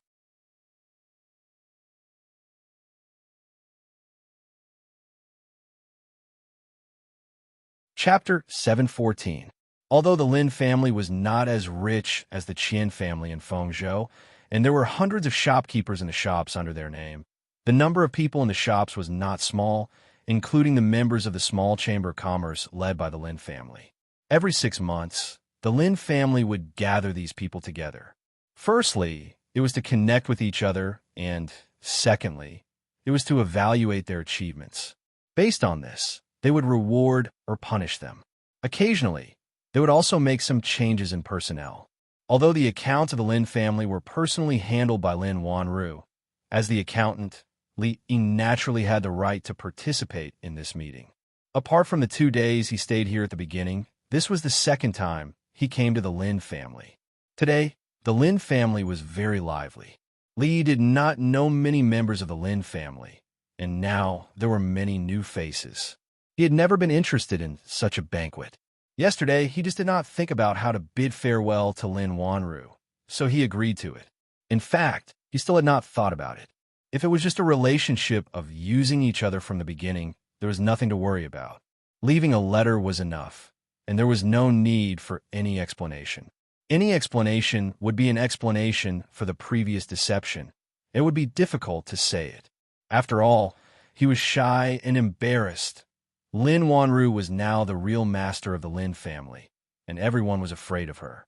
Naturally, there were many social engagements this morning. Li Yi saw her walking back and forth a few times, but he only nodded or smiled slightly. He did not even have time to speak. There were quite a few people who glanced at him or stopped at him. Occasionally, he could hear some gossip. For example, what was the relationship between this accountant and the young lady of the Lin family? Could it be that he was keeping a gigolo outside? It was really unusual for the young lady of the Lin family to be unmarried at this age. She was as pretty as a flower and had an exquisite figure. This gigolo had gotten a bargain. Li Yi reached out and touched his face. These days he was busy and did not have much time to bask in the sun. Maybe his face was a little pale, but it did not matter. It would be back to black after a month of basking in the sun. He really missed the small courtyard and the rocking chair at home. Lin Yong kicked over the stool of someone who was gossiping and sat opposite Li Yi. He said, "I hate these people who gossip behind people's backs the most. What's the use of talking behind people's backs? Do you have the guts to say it in front of the young lady?" Lin Yong glanced at Lin Wanru, who was surrounded by countless people not far away. He picked up a pot of tea from the table and gulped it down. Only then did he wipe his mouth and say, "Miss plans to open a new shop. She will announce it today." These people are all thinking about opening a new shop. They are simply dreaming. Miss already has plans. They are all wasting their efforts. Li Yong of Lin and Ascas Lin's Lin. Of course it is to be a shopkeeper. Lin Yong looked at him and said, "Being a shopkeeper has a lot of money. Everyone knows this. That shop used to be managed by the second master. That's why he could be so greedy, but they are thinking in vain this time." Lin Yong looked at him and said mysteriously, "You will know in a while. Miss is like a tigress at home. No one dares to say a word when she roars. This matter should be settled." Ahem. Li Yi coughed lightly. He picked up the teacup and moistened his lips. Lin Yong glanced at the teacup on the table. He stood up naturally and said, "The tea is cold. I will go and heat it up." He stood up, picked up the teapot, and walked straight ahead. Lin Wanru sat down where he had been sitting. Her expression was rather helpless. "Tired?" Li Yi pushed a fruit platter over and asked. Lin Wanru said, "It's been like this for the past few years. It's good to get used to it. There's no end to business, and there's no end to earning money. He shook his head and said, there are still many things to do in life. This kind of life is so boring, but if I don't do business, I don't know what I should do. Lin Wanru shook her head. When she looked at him again, she said, there is something. She was only halfway through her sentence when there was a sudden commotion in front of her. Lin Wanru looked back and said, I will go and take a look first. Li nodded. Before Lin Wanru could walk over, a group of people walked over to her side. A man's expression was a little anxious. As he walked, he looked at the three people in front of him and said, Shopkeeper Ma, Shopkeeper Su, Nephew Bai, if there is anything, we could discuss it. Why did you break it off just like that? Shopkeeper Ma sneered and said, you will have to ask Wanru about this. The Ma family and the Lin family have been working together for so many years, but in the end, the Lin family treated us like this. It's really chilling. The man saw Lin Wanru and hurriedly walked over and said, Wanru, do you have some misunderstanding with Shopkeeper Ma and Shopkeeper Su? Shopkeepers, why are you here? Lin Wanru looked at the two people and asked calmly. The man immediately said, I invited the two shopkeepers to come here. It's such a big thing, but you didn't discuss it with your family. It's simply outrageous. Without these three shops, where will we get the raw materials in the future? Lin Wanru looked at the man and said, Third uncle, I have my own arrangements for this matter. What arrangements? The man frowned and said, if there is any misunderstanding with Shopkeeper Ma and Shopkeeper Su, quickly apologize. The Lin family still needs to cooperate with them in the future. Nephew Bai is one of us. We will talk about it in detail later. Third uncle, I know what to do with the Lin family. You don't need to worry about this matter. What do you mean you know what to do? The man's face showed anger and said, is the Lin family your Lin family, or our Lin family? Do you really want to squander the great Lin family? He didn't deliberately suppress his voice, and this sentence was heard by almost everyone present. Today was a grand event of the Lin family. In addition to the members of the Lin family, the shopkeepers, stewards, and other management personnel were gathered here. They could be considered the backbone of the entire Lin family. The scene in front of them made them a little confused and surprised. They didn't know why the third master was so angry. The third master of the Lin family pointed at Lin Wanru and said loudly, you tell me, for the past decades, the Lin family supplies have been provided by the Ma family, the Su family, and the Bai family. Now she just said that she will stop. Where will the Lin family get supplies in the future? We will hand over the Lin family to you, not to let you mess around. The Lin family had actually heard about the cessation of cooperation with the Ma family, the Su family, and the Bai family these days. But on the one hand, the shop was operating normally, and on the other hand, the monthly distribution of money to them didn't decrease, but increased. Who would go against the money and offend this strong woman? Their third uncle throwing such a big tantrum today made them feel somewhat baffled. The last person who talked to her like this was her second uncle, who was originally the second in the Lin family. Now, he didn't even attend such an important event. For a moment, everyone was confused. What was wrong with the third uncle today? Lin Wanru looked at the third uncle of the Lin family in front of her, and then looked at the three people next to him. She looked back and asked, Third uncle, have you finished? What's with your attitude? The third master of the Lin family's face turned red and said, you're rebelling. If the Lin family continues to be tormented by you like this, sooner or later, it will be over. After saying this, no one responded. The third master of the Lin family looked a little embarrassed, and his eyes vaguely glanced in a few directions. Finally, someone stood up and said, I think third brother is right. We have been cooperating with these families for so many years. How can we just stop? How can we do business in the future? Another person responded, Yes, Wanru, this matter concerns the entire Lin family. You can't make the decision alone. Lin Wanru looked at them. She had seen this kind of situation countless times, but they had long been used to lying at home and taking money, so they would just say it. This time, third uncle was probably looking for the wrong person again.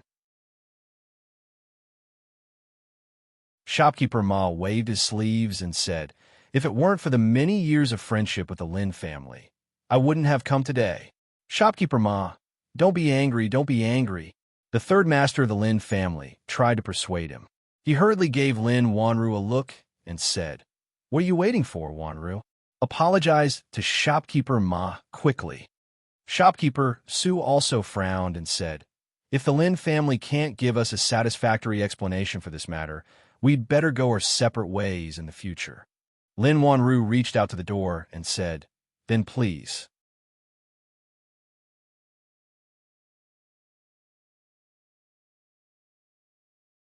Chapter 715.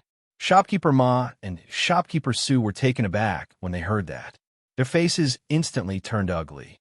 Shopkeeper Ma smiled coldly and said, "Third Master Lin, you saw it too. It's not that we don't want to give you face. Your Lin family really has produced a powerful person." Shopkeeper Su said in a strange tone. He turned around and said, "Let's go." He and Shopkeeper Ma turned around and left. Bai looked at Third Master Lin, then at Lin Wanru, and also turned around to leave. "Let's hold a family meeting." Third Master Lin looked around and said to the Lin family members, "It's time to choose someone who truly thinks for the Lin family." The family meeting was not an ordinary meeting. It was only held when it involved important matters, such as the renegotiation of the person in charge of the Lin family's business. The Lin family's attention was not on Third Master Lin, but on what was behind him. Shopkeeper Ma and the others did not leave, not because they did not want to, but because the door was blocked. Although it was not the main door of the Lin family, it was still quite spacious. If two fat men stood there, it would still be a little crowded. Before Shopkeeper Ma could say, "Move aside," he shivered and held back his words. He smiled and said, "Shopkeeper Qian, please, please." Shopkeeper Su and Bai Yu quickly moved aside. Others might not recognize the god of fortune money, but as businessmen, how could they not recognize him? After moving aside hurriedly, they were confused. Today was the Lin family's family banquet. What was the famous god of fortune money doing here? However, the god of fortune money did not care about the three of them. He straightened his belly and walked straight inside.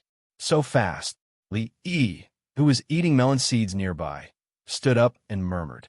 Third uncle of the Lin family turned around and looked at the familiar yet strange fat man with a puzzled expression.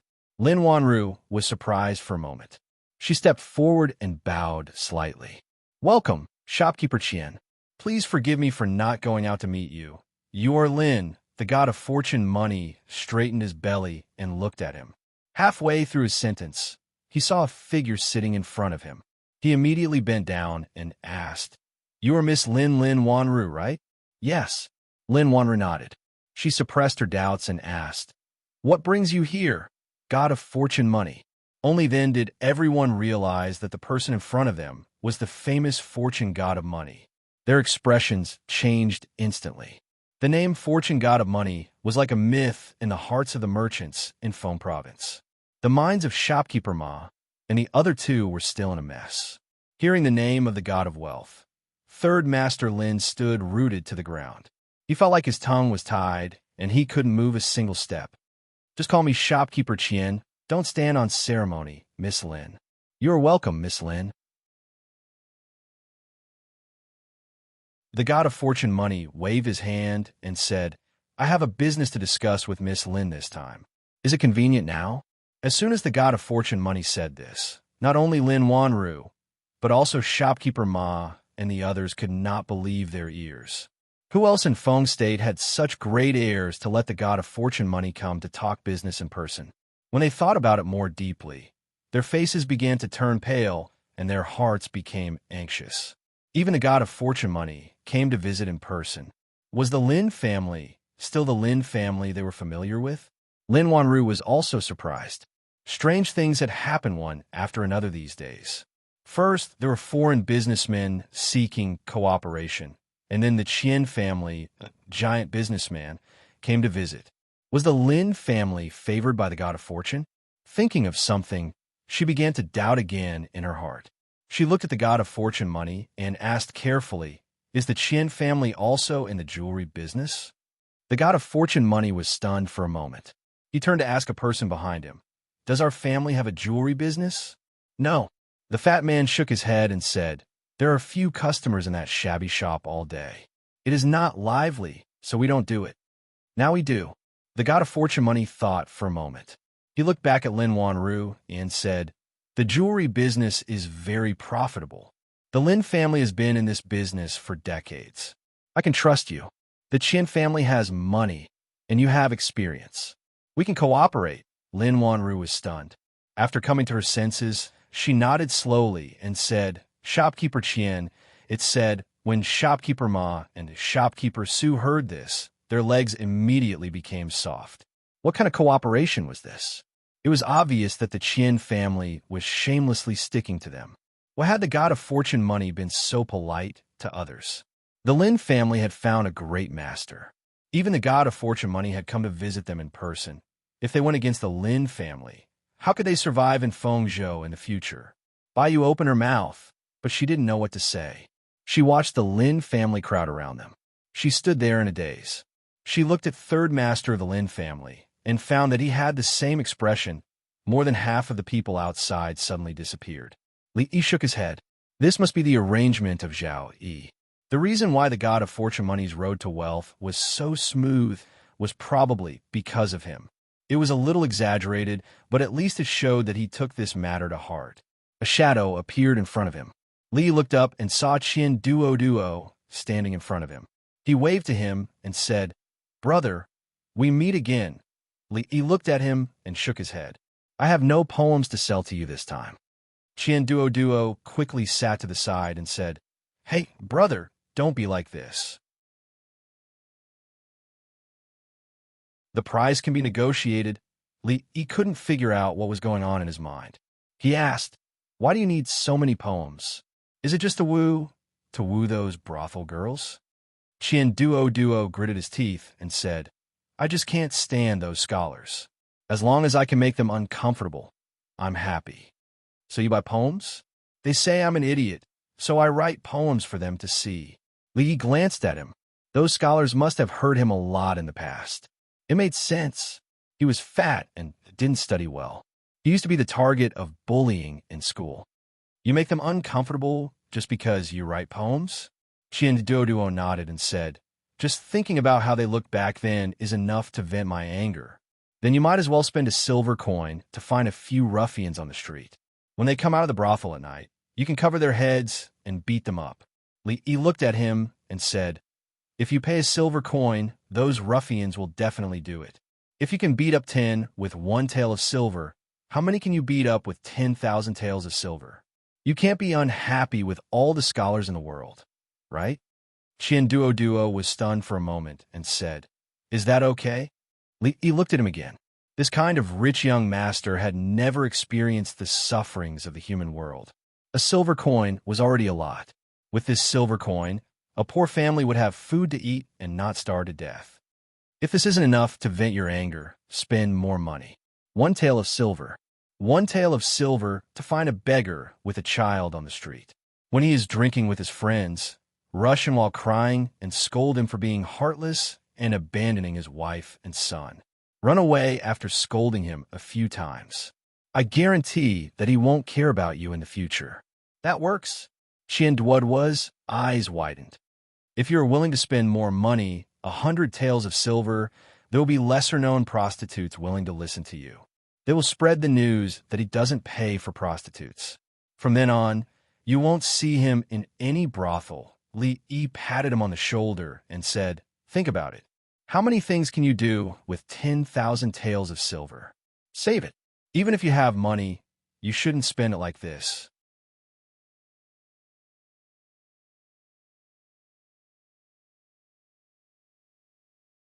Chapter 716. Qian Duo was really a clean stream among the rich second generation. He used to be. In terms of financial resources, there were few families in the entire Feng state that could compete with the Qian family. In terms of background, the Qian family was backed by the third prince, Zhao Yi. Which poor scholar could afford to offend him? Such a person had always suffered from the cold eyes and ridicule of others, but he just wanted to buy a poem to show off. How did the Qian god of fortune teach his son? If it was someone else, they would have lost a few lives. When he encountered difficulties in the Qi kingdom, It was because of Chien Duo that he survived 2 financial crises. Just because Chien Duo called him brother, he would definitely help him. In order to prevent him from walking down the wrong path, he had said those words after careful consideration. Chien Duo obviously had not experienced the ugly baptism of the secular world. After Li Yi's words, he fell into deep thought. I understand. When Li Yi was about to finish his cup of tea, Chien Duo suddenly stood up with a look of enlightenment on his face. Li glanced at him and asked, "What do you understand? Spend the least amount of money and do the most things. You can't just think about throwing money. You have to do things cleverly." Chien Duo's face showed a thoughtful expression. Every penny should be spent just right. That's what my father taught me. Li Yi nodded. Chien Duo understood the essence of those words so quickly.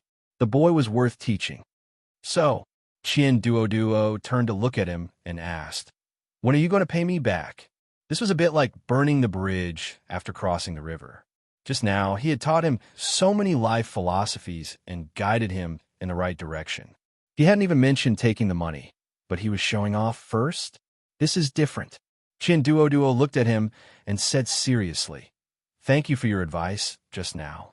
I have benefited a lot. How much is that worth?" "Brother, name a price and I will give it to you immediately." He changed his tone and said, "But brother, you owe me a penny. You have to pay me back." Seeing his serious look, Li Yi began to admire the god of wealth's upbringing. To be able to raise such a son, it was enough to show that the god of wealth could climb to such a position in a short time, not entirely because of Zhao Yi. Li Yi had a look of appreciation on his face. He nodded and said, "The return event is over. I don't have any money." The nature of today's banquet could be considered as half a family banquet for the Lin family. The members of the Lin family were only a small part of them. Most of them were the shopkeepers and managers of the shops under their name. Although the Lin family was not considered a big merchant, there were still some smaller merchants that depended on them, including the Bai family, the Ma family, and the Su family. Due to the close business relationship between the 4 families, they would often attend such occasions. At this time, most of the Lin family members had gone inside. Most of the people outside were outsiders. Those small merchants and the shopkeepers and managers of the Lin family were chatting with each other. They looked in a certain direction from time to time, and their faces were full of doubt and surprise. There were many rich families in Feng State City. There were also a few families that had dozens or even hundreds of years of history, which the Chien family could not compare with. However, those high and mighty families had nothing to do with them. The Chien family, whose businesses were all over Feng State, was closely related to them. If the god of wealth was dissatisfied with them, he only needed to express a little bit, and these small businesses would face the danger of collapse. The god of wealth would not come to the Lin family for no reason and put on such an attitude. The Lin family was probably lucky this time. They had climbed up this high branch. Wouldn't they be rolling in money in the future? The shopkeepers and managers of the Lin family were naturally delighted. The bigger the Lin family's business was, the higher their status would be, and the greater the benefits they would get. Those small merchants were naturally excited. Although they could not directly connect with the Chien family, it was not bad to be indirect. The Lin family was eating meat with the Chien family, so there should be some soup for them to drink, right? The Bai family, the Ma family, and the Su family did not know what was wrong with them. Originally, with their relationship, they would definitely benefit the most this time. However, they chose to fall out with the Lin family at this time. It would be difficult for them to get on the same boat this time. Shopkeeper Ma and Shopkeeper Su were still standing at the door. They did not know whether to leave or stay. They had just fallen out with the Lin family, so it was not appropriate for them to stay here. It was too embarrassing. However, they could not let go of their worries. The Lin family was obviously not the same as before. If they really joined forces with the Chien family to do something to them, how could they live in the future? Bai Yu stood beside the two of them and looked in the direction that Chien God of Fortune had just gone. Then, she looked at the figure who was talking to young Master Chien on the other side. Her expression was a little uncertain. After a long time, there was finally some movement in the matter that everyone was concerned about. Surrounded by the crowd, Qian God of Fortune walked out from inside and said with a smile, "You're too polite. It's settled then. The manager will discuss the specific cooperation matters with you when the time comes." The people present were not willing to let go of the opportunity to curry favor with Fengzhou God of Fortune. They all stood up and rushed over. This time, shopkeeper Ma and the other two were isolated. The three of them stood at the door, which was particularly conspicuous. He didn't want to argue with him over the matter of a copper coin. Seeing Lin Wanru walk over, he waved his hand at her and said, "Even though that's the case, it depends on my mood. That copper coin doesn't belong to you. If I want to give it to you, I'll give it to you. If I don't, you can't take it." Young Master Qian Duo still wanted to say something, but the woman behind him had already walked over. "Miss Lin." Qian Duo returned the greeting and turned back to continue carrying out his justice. He looked at Lin Wanru and then looked at Qian Duo. He signaled in the direction of the door with his eyes. Qian Duo was stunned and asked, "What do you mean? How could he be so insensible?" Li looked at him again and said, "It means that you can go." Qian Duo looked back again and finally realized something. He turned around and walked in the direction of the door. After taking 2 steps, he turned back and reminded 1 coin. After sitting down, Lin Wanru looked at him with some confusion and asked, "Young Master Qian, do you know him?" Li nodded and said, "I've seen him twice." Looking at the situation just now, it did not seem like they had only met twice. Lin Wanru looked back, but did not ask again. There were too many things about him that she could not understand. Li looked at her and asked, "Have you negotiated with the Qian family?" Lin Wanru nodded and said, "I don't know why the Qian family wants to cooperate with us, but according to the way they just said, it will only be good for the Lin family." Seeing that there was still a trace of worry between her eyebrows, Li asked, "What are you worried about?" "I always feel that these days it has been a bit too smooth." Lin Wanru shook her head and said, It's like someone is helping us. From the foreign merchants to the Ma family and the Su family source of goods. And today, the God of Fortune came to visit us. Everything is too smooth." Li looked at her and asked, "Isn't it too smooth? It's like being blessed by the gods." Lin Wanru smiled and said, "In the past, I didn't feel anything when I stumbled along the way, but now, I feel a little uneasy." "Blessed by the gods." Li was stunned and said with some embarrassment, You flatter me. You flatter me, what?" Lin Wanru looked up at him with some doubt in her eyes. "Nothing." Li hurriedly waved his hand. Lin Wanru nodded and looked at him and said, "Actually, I have something to tell you today. It was decided yesterday, so I didn't have time to tell you." He nodded and said, "Just in time, I also have something to tell you." "Then you first." "You first." The two looked at each other and shook their heads and smiled at the same time. "I'm leaving. I want you to be the shopkeeper of a new shop." Lin Wanru paused for a moment, then nodded and said, "Since you're leaving, you should go back first. Miss Lu really does need someone to take care of her. This matter, when I go back later, I'll talk to you." Li looked at her and said, "I'm going back to the Jing Kingdom." Lin Wanru's voice stopped abruptly. She looked up at him with an uncertain expression and said softly, "What did you just say?"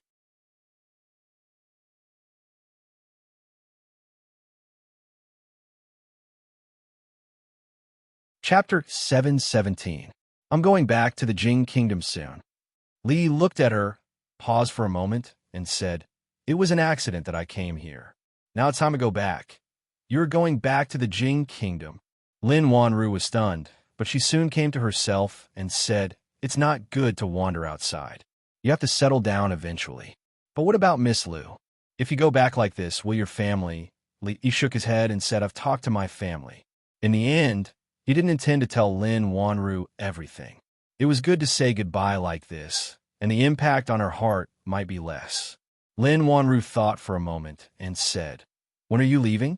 "I'll arrange Brother Lin to escort you back and bring some traveling expenses which will be needed on the way. We're leaving today." Li shook his head and said, "When we go back, there will be guards with us. We don't need to bother Brother Lin." Then, Lin Wanru looked around and said, There's still some things there. I'll go there first. When Lin Wanru got up, there were many people around. Wanru, do you have a candidate in mind for the manager of the new shop? Sister, is that the god of fortune money? Does the Qian family really want to cooperate with our Lin family? The people of the Ma family, the Su family, and the Bai family are back again. They are waiting there now. Would Wanru like to meet them? Lin Wanru waved her hand and said, let's talk about these things later. I'm a little tired. I'll go back to my room first. The Lin family looked at each other. The new shop was about to open, and the god of fortune money personally came to visit. The Lin family could be said to be soaring today, and it was foreseeable that they would be rolling in money in the future. But she didn't seem to be in a good mood. When Lin Yong came back with a pot of hot tea, he looked around in surprise, scratched his head, and asked, what happened just now? They all looked very strange. Li Yi reached out to him and said, sit down, I have something to tell you. Lin Yong looked around and didn't find his Mississippi. Then he turned his head and said, what's the matter? Do you still remember the foreign businessman that day? Lin Yong nodded his head and said, I remember. You're the one who can't stop talking, right? After cooperating with the Qian family, the Lin family's business will grow bigger and bigger, and there will be more and more shops. In the future, you will often see those foreign merchants. You just have to cooperate with them like before. You can say these words to my Mississippi. I don't care what you say to me. Lin Yong asked in surprise. Oh right, what are we eating tonight? Is it the same as yesterday? There is a box under the bed in the room next to Fong Ling Garden. After tonight, you can take it out and give it to your Mississippi. Lin Yong was even more surprised and asked, wait, what are you talking about? Why don't I understand? Li Yi took out a booklet from his arms and handed it to him, saying, don't forget to give it to her. You must give it to her in person. Lin Yong was stunned. He looked at him and asked, what on earth happened? Hurry up. On a street in Fengzhou City, a group of soldiers passed by quickly, and pedestrians gave way. What's going on? Are they going to arrest people again? Didn't they say that those people have been surrounded by the third prince? How can they come out? It seems that someone is going to be unlucky again. As the pedestrians on the street were talking, the young man in white who was walking in front urged again with a sullen face. Hurry up. If they run away, can you bear the responsibility? A man who looked like an official followed him and asked carefully, it's not good to arrest people so casually, right? The young man looked at him and said discontentedly, what do you mean by casually arrest people? I suffered serious internal injuries because of him. Can't your yamen do something about it? The accompanying officials lowered their heads and said nothing. County Magistrate Wu was in real trouble this time.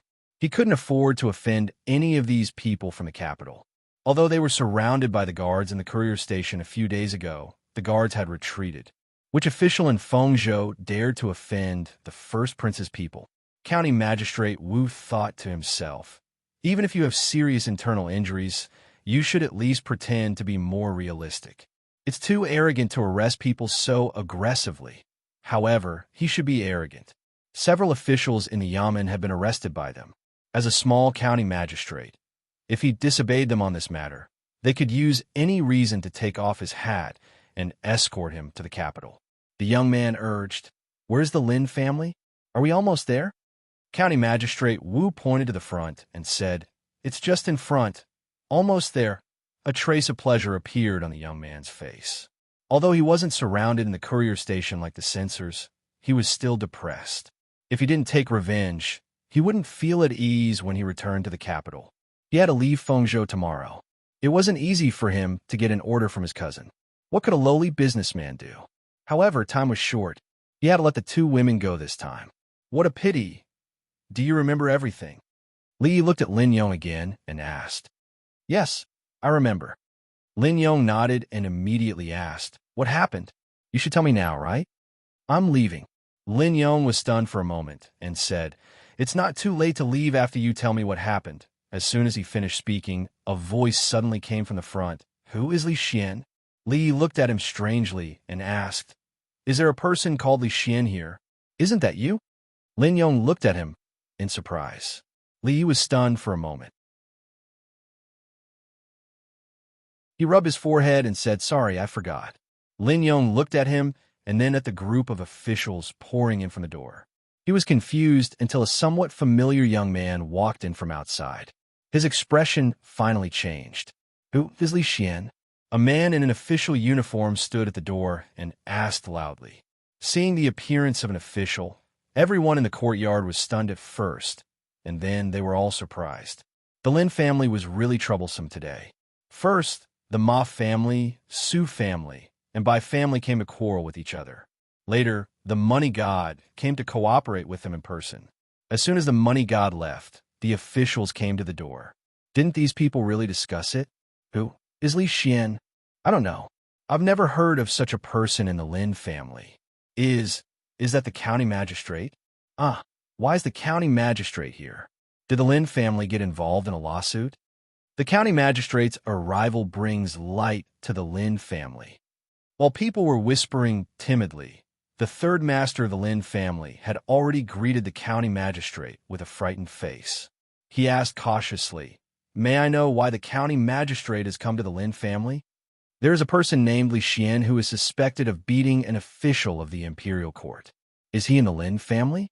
The third master of the Lin family was stunned and said, "No, there is no shopkeeper surnamed Li in the Lin family, and there is no one named Li Xian among the servants." As soon as he finished speaking, someone came from the side and whispered, "Isn't the accountant brought back by the eldest sister called Li Xian?"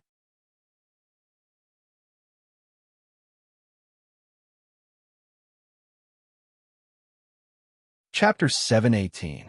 Beating up an official of the imperial court. Bai Yu, who was standing behind the crowd, was startled. He naturally knew who Li Xian was and had even personally investigated him. He was the scholar who lived next to Fragrant Forest Park. Previously, he had embarrassed himself in front of Lin Wanru. Bai Yu naturally did not have a good impression of him. This person actually dared to beat up an official of the imperial court and even caused the county magistrate to come looking for him personally. This was truly gratifying. In an instant, Bai Yu's gaze immediately turned into a mocking one. The third master of the Lin family was also startled when he heard this. Then, he seemed to have thought of something and turned his head to look in a certain direction. At a table in the back, a young man slowly stood up. The scholar that Wanru had picked up had initially caused a small disturbance in the Lin family. After all, the position of an accountant was very important. No one would feel at ease handing it over to an outsider. However, it was later discovered that this was not a measure taken by the young mistress of the Lin family to further monopolize the power. The scholar's title of accountant was just a title. It was said that he only stayed in the small courtyard next to Fragrant Forest Park and rarely went out. The family had their own guesses as to whether he was an accountant or a lover.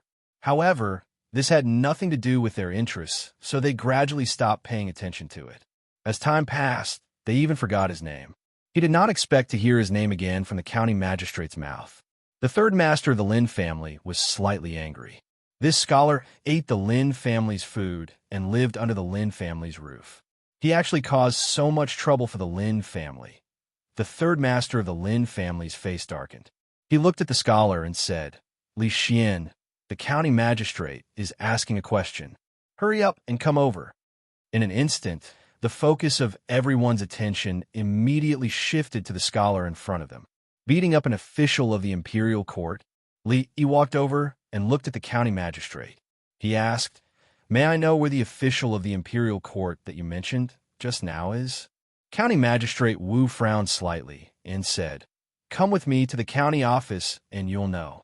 Although there was something fishy about this matter, there was no need to make the first prince unhappy over an unimportant person and bring unnecessary trouble to the third prince.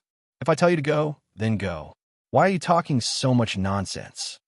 The third master of the Lin family frowned and said, "Hurry up and go."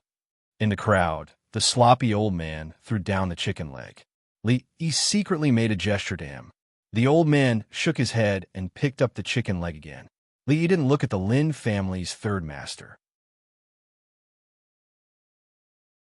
He glanced at the young man standing behind the constables, who was looking at him with a mocking expression. He shook his head slightly. Before he left, he didn't even let him have some peace. It seemed that it was necessary to see Zhao yesterday. Otherwise, after he left, who knew what would happen to the Lin family? Li glanced at the county magistrate and said, "Let's talk outside." "Wait."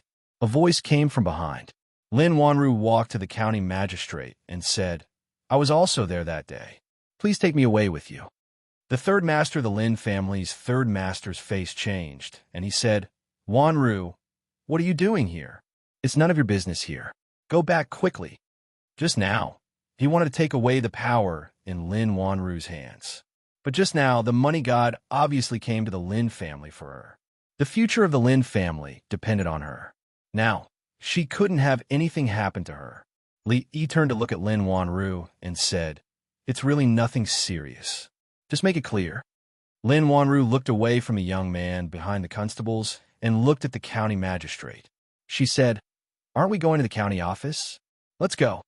Lin Yong looked anxious and said, "Miss, don't go. It's obviously that bastards." Lin Wanru glanced at him, and Lin Yong immediately closed his mouth. "Let's go." County Magistrate Wu glanced at her and said lightly, "There wasn't much difference between a scholar with no background and a merchant's daughter, although the matter wasn't destined to be too serious.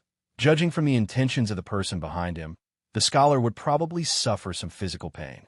"Sir, I don't think it's so troublesome," Li said with a smile as he stuffed something into the county magistrate's hand. County Magistrate Wu was stunned. Feeling the weight of the thing in his hand, he thought that even if it was a bribe, such a small piece of silver was too small. His face darkened, and he said, "Presumptuous! How dare you bribe me?" "Guards," as County Magistrate Wu said. He raised his hand and intended to throw the silver on the ground fiercely in order to show how impartial and upright he was. Before throwing it, he took a casual glance at it. In an instant, his eyes widened as his arm froze in the air, and he couldn't move his eyes away anymore. This jade pendant had just been sent to King Feng's mansion by him some time ago. Today, when he saw it again, it still felt the same. County Magistrate Wu's eyelids twitched when he saw two Yamen runners coming out from behind him and walking toward the scholar. He shouted, "What are you doing?" The two Yamen runners looked over in confusion. "Sir, didn't you ask us to shut up?" County Magistrate Wu's face darkened. When he turned around, his expression melted like the spring rain. He put the jade pendant back in Li Yi's hand and said with a smile, "This jade pendant can't be thrown around. Please keep it." Li asked with a smile, "Sir, are we still going to the county office?" "No, I'm not going." County Magistrate Wu shook his head fiercely and said, "I'm sorry to disturb you. We'll leave now." Right now, Li put away the jade pendant. Zhao Yi did not lie to him. This jade pendant could be exchanged for silver in times of crisis and could also be used to solve difficulties. It was really a must-have for traveling to the Qi Kingdom. Seeing the sudden change of the county magistrate's attitude, the third master of the Lin family was stunned. He opened his mouth, but did not say anything. He was not the only one who was stunned. The county magistrate came in a fierce manner and left in a hurry. He did not do anything in between. It was extremely strange. Lin Wanru looked at County Magistrate Wu, and when she turned her head to look at Li Yi, a trace of unfamiliarity suddenly appeared in her eyes. "County Magistrate Wu, what are you doing?" The young man finally came to his senses. He stepped forward and said angrily, "Are you going to bend the law for personal gain?" County Magistrate Wu's face darkened. He did not want to offend the first prince's people, but it did not mean that he was willing to offend the third prince. The person who owned the jade pendant was obviously someone the third prince attached great importance to. County Magistrate Wu did not dare to offend the third prince.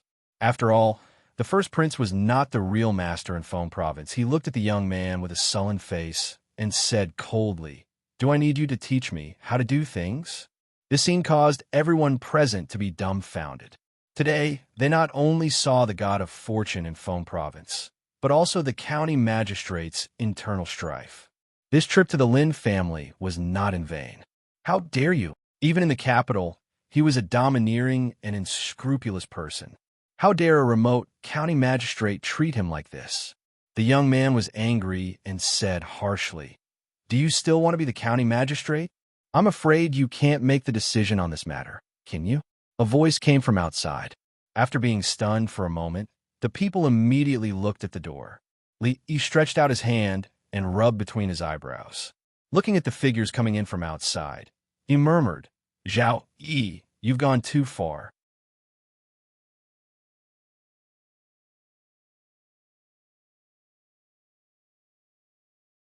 Chapter 719. Most of the people didn't recognize the few figures who walked in from outside the door. However, the young man at the front who had just spoken looked noble. The two young masters on his left and right were also outstanding and had extraordinary identities.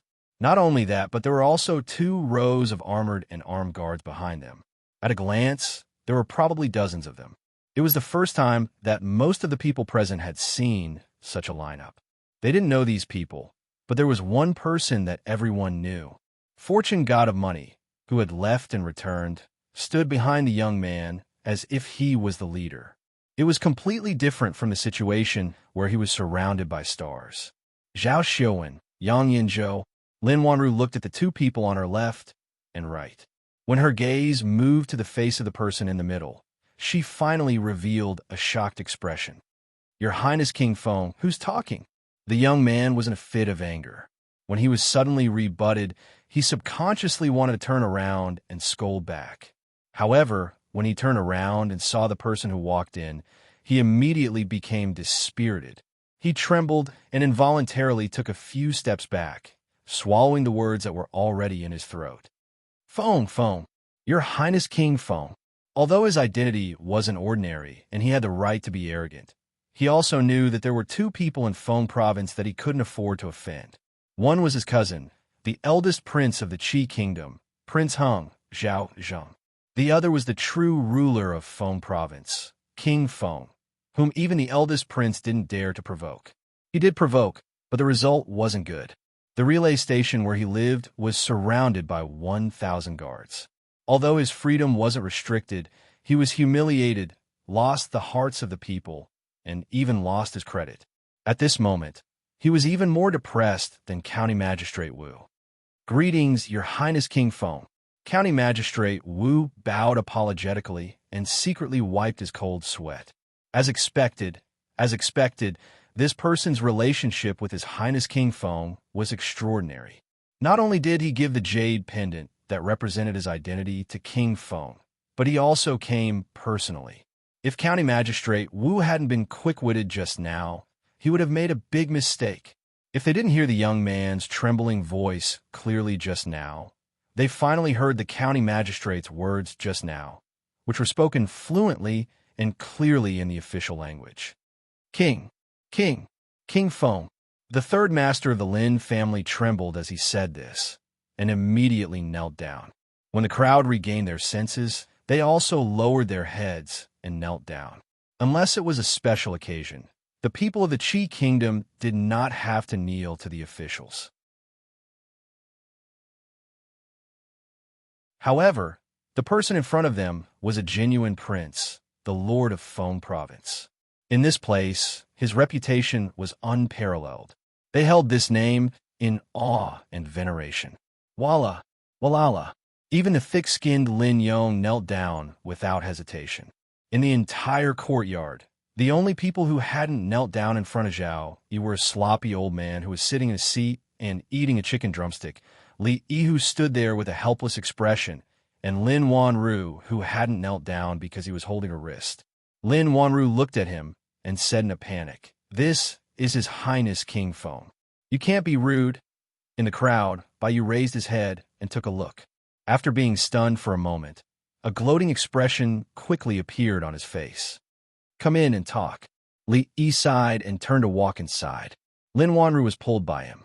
She stared blankly at the people in front of her and unconsciously followed him in. "I'm a little presumptuous. Brotherly, please don't take offense." Zhao Yi laughed heartily and walked up quickly. Dozens of guards rushed into the courtyard and surrounded the hall that the group had entered. The gloating expression on Baiyu's face froze. Confusion, and deep fear appeared in his eyes. The 3rd master of the Lin family was still kneeling on the spot. He stared blankly at this scene and even forgot to get up. At this moment, his heart was pounding. Was the person who spoke just now really the accountant of the Lin family? The gigolo kept by Wanru? How could he speak to His Highness King Feng like that? How could His Highness respond like that? The third master of the Lin family rubbed his forehead with his hand. He felt dizzy. The accountant of the Lin family, the gigolo kept by Wanru. He spoke to him like that and reprimanded him. His Highness King Feng was so polite to him.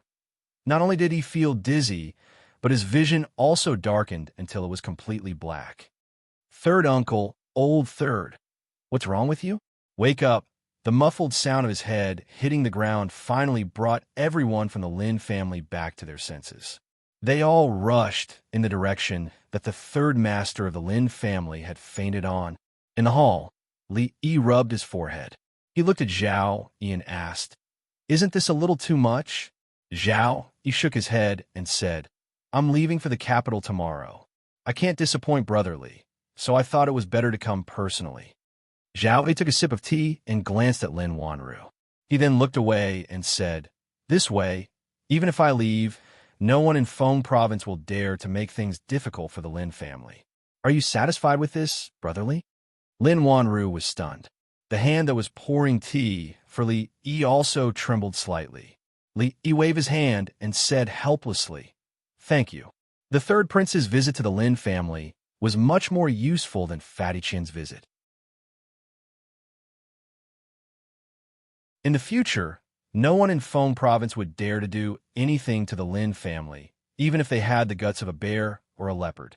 However, the problem was, how could he cover up this matter? Moreover, before you leave, Zhao Yi should see you off. Zhao Yi looked at him and added, "Don't forget that you still owe me a meal." Li Yi was stunned and asked, "Didn't I pay you yesterday?" Zhao Yi looked at him and said, "Brother Li, did you forget that you didn't pay the bill yesterday? One treats and the other pays."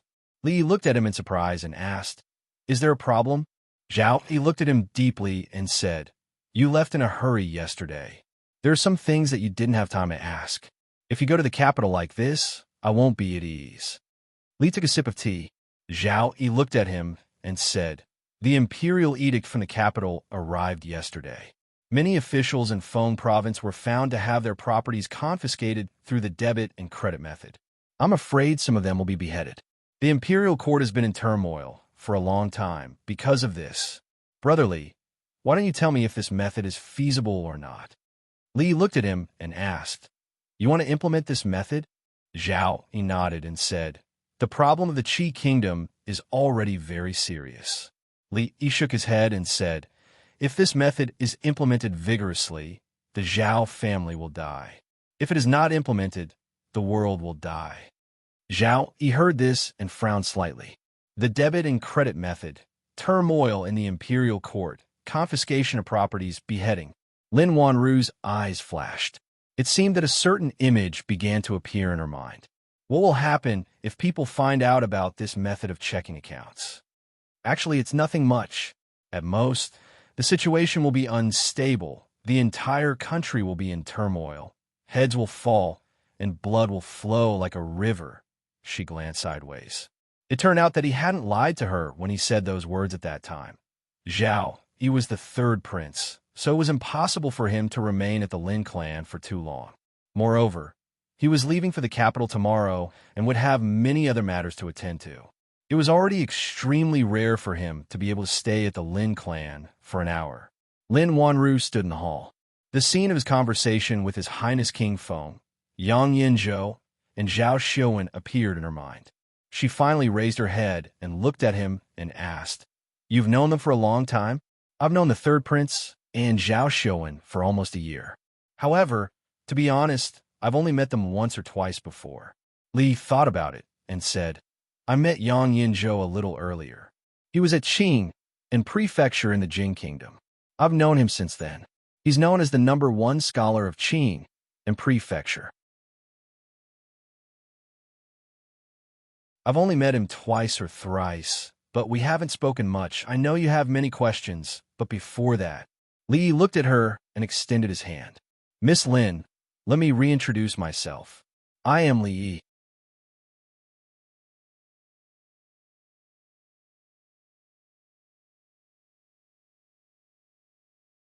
Chapter 720. Li. E. Lin Wanru looked at him in a daze and asked, "The number one scholar of the Jing Kingdom, Li E, the Lin family's banquet, the god of wealth's visit, King Feng's visit, and the scholar she had picked up 2 months ago was the scholar she admired greatly." At this moment, Lin Wanru felt like she was in a dream. What number one scholar? It's all nonsense. You can't take it seriously. Li's outstretched hand stopped in midair. He said, "But it should be the Li E you're thinking of." Lin Wanru's expression was a little confused. After a long time, she looked away and murmured, No wonder he copied the handwriting of the Jing Kingdom's number one scholar, E. It was more similar than Zhao Xuan's. No wonder he never studied or asked about poetry. It was because no one in Feng Province, or even the Qi Kingdom, could compare to him in these matters. No wonder a scholar knew the way of business. Now that she thought about it, those foreign merchants were willing to give so much profit to the Lin family because he was Li Yi of the Jing Kingdom, Li Yi, who had defeated the Qi Kingdom's One Zong, defeated the Qi Kingdom's poet saint, and defeated the Qi Kingdom's diplomatic mission. His reputation had spread throughout the Qi Kingdom a long time ago. Lin Wanru looked down at his outstretched hand and raised her head again. Li's expression was a little awkward. He said, "This is a form of etiquette in my hometown. It's called a handshake ceremony. When two people who don't know each other meet, they will shake each other's hands as a sign of politeness." Lin Wanru was stunned. She reached out to hold his hand and shook her head. She said, "The Jing Kingdom's etiquette is really strange. Since they were already being honest, they might as well be honest with each other." Li reached out and took off the mask on his face. Lin Wanru's expression froze again when she saw this. She looked at the unfamiliar face and asked in a trembling voice, "Is this your original appearance?" Li nodded and said, "Because of some reasons, I have no choice but to do so." Lin Wanru sat on the chair and said in a low voice, I want to be alone for a while." When Li walked out of the hall, he bumped into Lin Yong. When he walked over, he asked, "Brother, are my Miss and Li brothers inside?" Li Yi patted him on the shoulder and said, "Don't go in yet. Let Miss Lin have some time alone." Lin Yong's footsteps suddenly stopped. He turned his head and looked up and down. An expression of disbelief appeared on his face. He said, Can you say something more for me?" Li Yi looked at him and said, "If you come to the Jing Kingdom again, you can come to the capital to find me."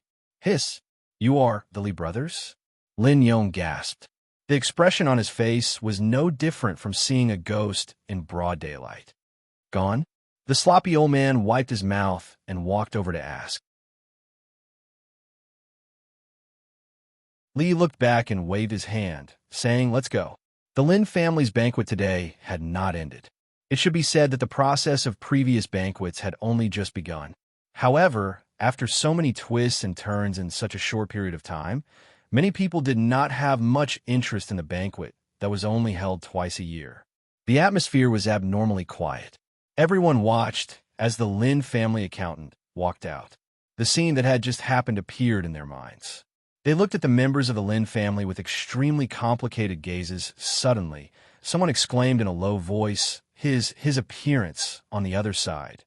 The young man, named by Yu's face was pale. The two shopkeepers beside him, Ma and Su, looked even worse. Shopkeeper Ma, who had been arrogant just a moment ago, was now crying. He looked at the third master of the Lin family and said with a trembling voice, Third master, I beg you, let us see Wanru again." In the courtyard, Li Yi glanced at Mississippi Lu and asked, "Are you done packing?" Mississippi Lu nodded. There was originally nothing to pack. When they came, it was empty. When they returned, there was nothing but a few clothes and a chest filled with gold. There was nothing else to bring. Li looked at the sky and said, "Then let's go. Let's go. If we're fast, we'll reach Shuzhou by this time tomorrow." The sloppy old man let out a long sigh. Outside the door, Taoist priest Yuan stood there. There were more than 10 people standing behind him. Even further away, there were many figures in the crowd looking in the same direction. Lin Yong stood at the entrance of Fongling Garden. His mouth was open and had not closed since the beginning. Li Yi walked over and patted his shoulder. He said, "Where's Miss Lin?" "At home." Lin Yong looked into Fongling Garden and turned around. He said, "Do you want me to call her?" "No need." Li Yi retracted his hand from his shoulder and waved it casually. "Goodbye, big brother Lin." Lin Yong nodded and looked at him in a daze. He said somewhat mechanically, "Goodbye." When there was no one in front of him, Lin Yong came back to his senses. He looked at the courtyard next to him and quickly walked over. The furnishings in the courtyard were still the same as before. There was a clay pot at the door of the kitchen that was used to boil medicine. However, there was no longer the fragrance that made him salivate just by smelling it. Thinking of something, he walked into the room and leaned over to look under the bed. After a while, he pulled out a box from under the bed. The box was very big and it was not locked. Lin Yong opened it casually. The next moment, he was dazzled by all kinds of colors. Fengzhou Courier Station. "You said that Zhao Yi personally went to the Lin family to see the person you met the other day?" Zhao Zheng looked at the young man, who was still a little pale, and asked, "Who is that person?" "I've already asked someone to investigate." The young man took out a piece of paper and handed it over. He said, "When I came back just now, I saw that they seemed to have left the city the accountant of the Lin family." Zhao Zheng frowned. After looking at it several times, he still had no clue. "He's from the Jing Kingdom."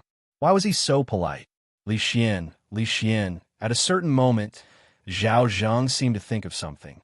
His expression changed, and he immediately said, "Chase."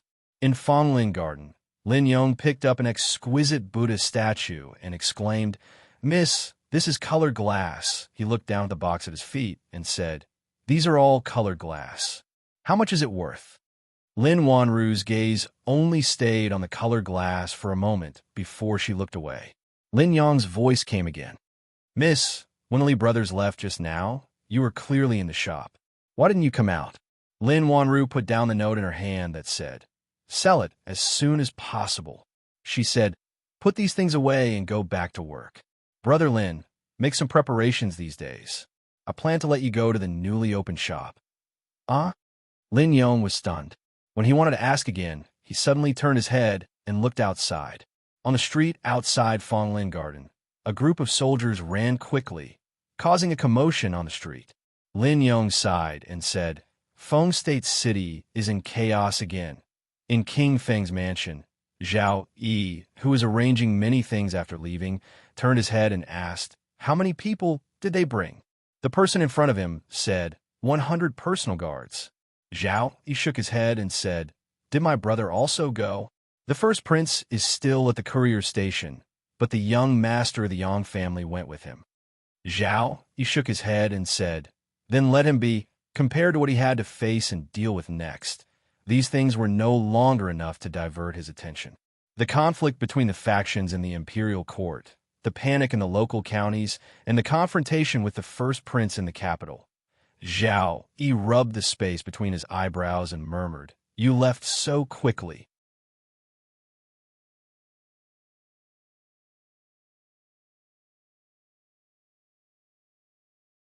Chapter 721. Outside Fengzhou City, Li Yi stood at the foot of the city wall and looked up. On the towering city wall, the two words Fengzhou were particularly majestic and majestic. At first glance, one could tell that it was written by a famous master. He looked at the city gate again. After leaving this time, it was uncertain whether he would come back here again. He felt a little guilty about Lin Wanru. She had always taken good care of him in Mississippi Lu, but in return, she had lied to him. Although the lies were kind, Li still could not face her calmly before leaving. After a while, he collected all his thoughts, turned to look into the distance, waved his hand, and said softly, "Let's go." Half an hour later, "Go after them." Inside Fengzhou City, a group of fast horses galloped out. The young man in the front was full of excitement and said loudly, "His Highness has ordered that whoever catches them will be heavily rewarded." On the official road, pedestrians and peddlers gave way. The horses galloped, stirring up smoke and dust. In Fonglin Garden, Lin Wanru slowly closed the booklet in her hands. The description on it was extremely detailed and detailed the path that fragrant forest garden would take in the future. Even though she still could not understand some of the methods, she did not doubt it at all after her previous experience. According to this plan, in the end, she did not need to do most of the things in the shop by herself. She only needed to make some important decisions occasionally. At that time, it seemed that she would have a deeper control over the Lin family's business than it was now. If she had obtained such a thing 2 months ago, she would have regarded it as a treasure and would have attached great importance to it. But now, she was not interested in it at all. She picked up the teacup and took a sip. The tea was still red dates and wolfberry tea, but did not have the same taste as yesterday. The sun was about to set in the west. After leaving Fonglin Garden, the light in the small room gradually dimmed. Lin Wanru looked at the teacup without any expression on her pretty face. She just sat there quietly. After an unknown period of time, this trace of silence was finally broken. Lin Yong walked in from outside, gently knocked on the door, and said, "Miss, the steward of the Qian family is here." "Got it. Let him wait outside for a while." Lin Wanru nodded and slowly stood up. There was no fluctuation in her tone as she spoke. Lin Yong's eyes were a little dazed. He only felt that there seemed to be something different about the miss at this moment. Fong jumped down from a carriage and said, "Son-in-law, there's no hurry to go back. There's a town ahead. Let's rest here for a while. We'll be able to make it back before it gets dark." A team of more than 100 people naturally couldn't carry all kinds of weapons on their waists and swagger through the streets like this. At least, they couldn't do that in the Qi Kingdom. The goods on the carts were real goods. This time, they had traded glass for a lot of good things from the Qi Kingdom. When they went back, they could take them with them. Li nodded and said, "Then let's rest for a while." Fong and the others had traveled almost day and night from the capital city for a month.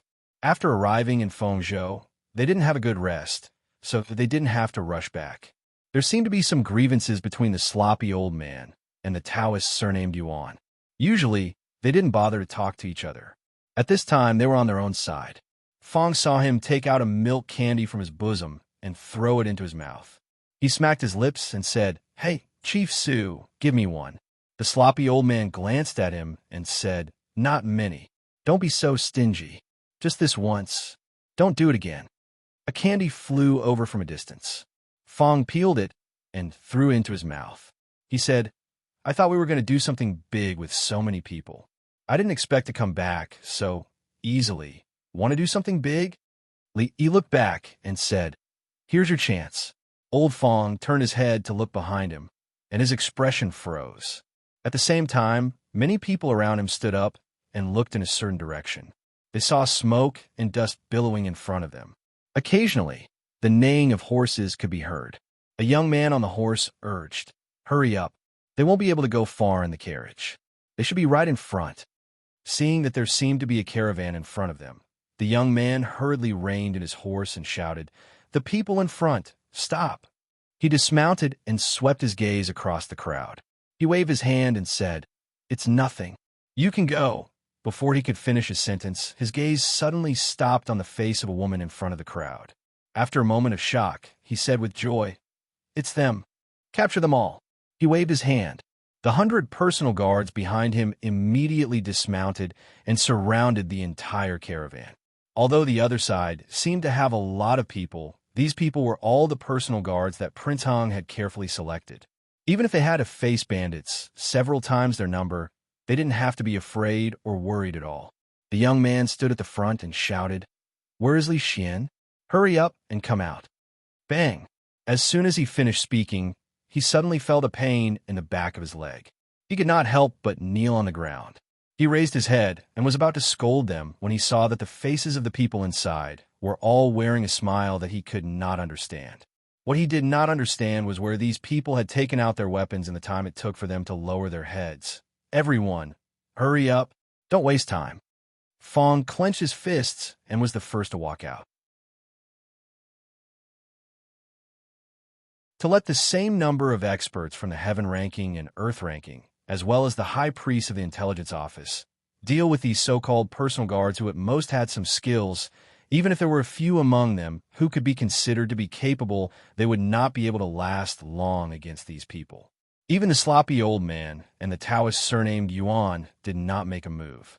In just a short while, among the 100 people, not a single one was still standing. The young man, who was still kneeling on the ground, was already pale. His body was still trembling, and he said in a trembling voice, "IWE are the personal guards of the eldest prince. If you dare to do anything to us, you will not be able to walk out of the Qi kingdom." The eldest prince's personal guards? Fong cracked his knuckles and said, "Young master, I have a bold idea." Zhao, he walked out of the Fengzhou courier station and sighed slightly. He had originally planned to leave for the capital today, but now he had to postpone his journey. The young master of the Yang family had disappeared. 100 personal guards of the eldest prince had been stripped naked and tied up in a forest outside Fengzhou City. They were only found in the early hours of this morning. 100 people. Just thinking about that scene gave him a headache. Although he had long expected that the people sent by the eldest prince would fail, he did not expect that it would be in such a way. The eldest prince had long been disgraced. It was not a big deal for him to be disgraced again. However, he could not pretend that he did not see such a thing happening in Fengzhou. Moreover, the missing young master of the Yang family could be considered as an imperial censor. Although it was only a temporary position, it would be difficult to explain it to the Yang family. Zhao Zheng walked out with a dark face and said coldly, "Who did you let go? If you can't give me an explanation for this matter, you will have to explain it to my father when we return to the capital." As soon as Zhao Zheng finished speaking, an official rushed over and said loudly, "Your Highness, there is an urgent report from Bingzhou. Last night, several imperial censors and 100 personal guards of Prince Heng entered Bingzhou and gathered the officials of Bingzhou. Under Prince Heng's order, the officials of Bingzhou were asked to confess their mistakes and use silver to atone for their crimes. At dawn, they left Bingzhou with 600,000 taels of silver. A bunch of nonsense." Zhao Zheng was stunned when he heard this. In the next moment, his expression changed, and he said coldly, "The imperial censors are all at the relay station. When did I give such an order?" Because of the matter of the silver, he was already at the heart of the struggle. There were countless opinions among the people, and there were many voices of dissatisfaction with him in the imperial court. The word silver for discussing guilt could not even be mentioned now. How could he do such a stupid thing? According to the official who just arrived from Bingzhou, those people had the token of Prince Heng's residence and had verified the identity of Imperial Censor Yang. Zhao Zheng was stunned for a moment. As if he had thought of something, he immediately asked, "Is that Imperial Censor called Yang Song?" The official replied, "Yes." Zhao Zheng stood there in a daze. He felt his vision darken and the world around him was spinning. Seeing Prince Heng collapse, the official immediately rushed forward and said in a panic, "Your Highness, Your Highness, Your Highness, are you all right? You're tuning in to the Romance Rendezvous YouTube channel. We're so grateful for your support, and don't forget to subscribe to join us on this incredible journey through captivating stories. Your generosity through donations truly makes a world of difference, as it's the primary source of revenue that allows me to expand and enhance this channel for you. Thank you from the bottom of my heart for being a part of this adventure.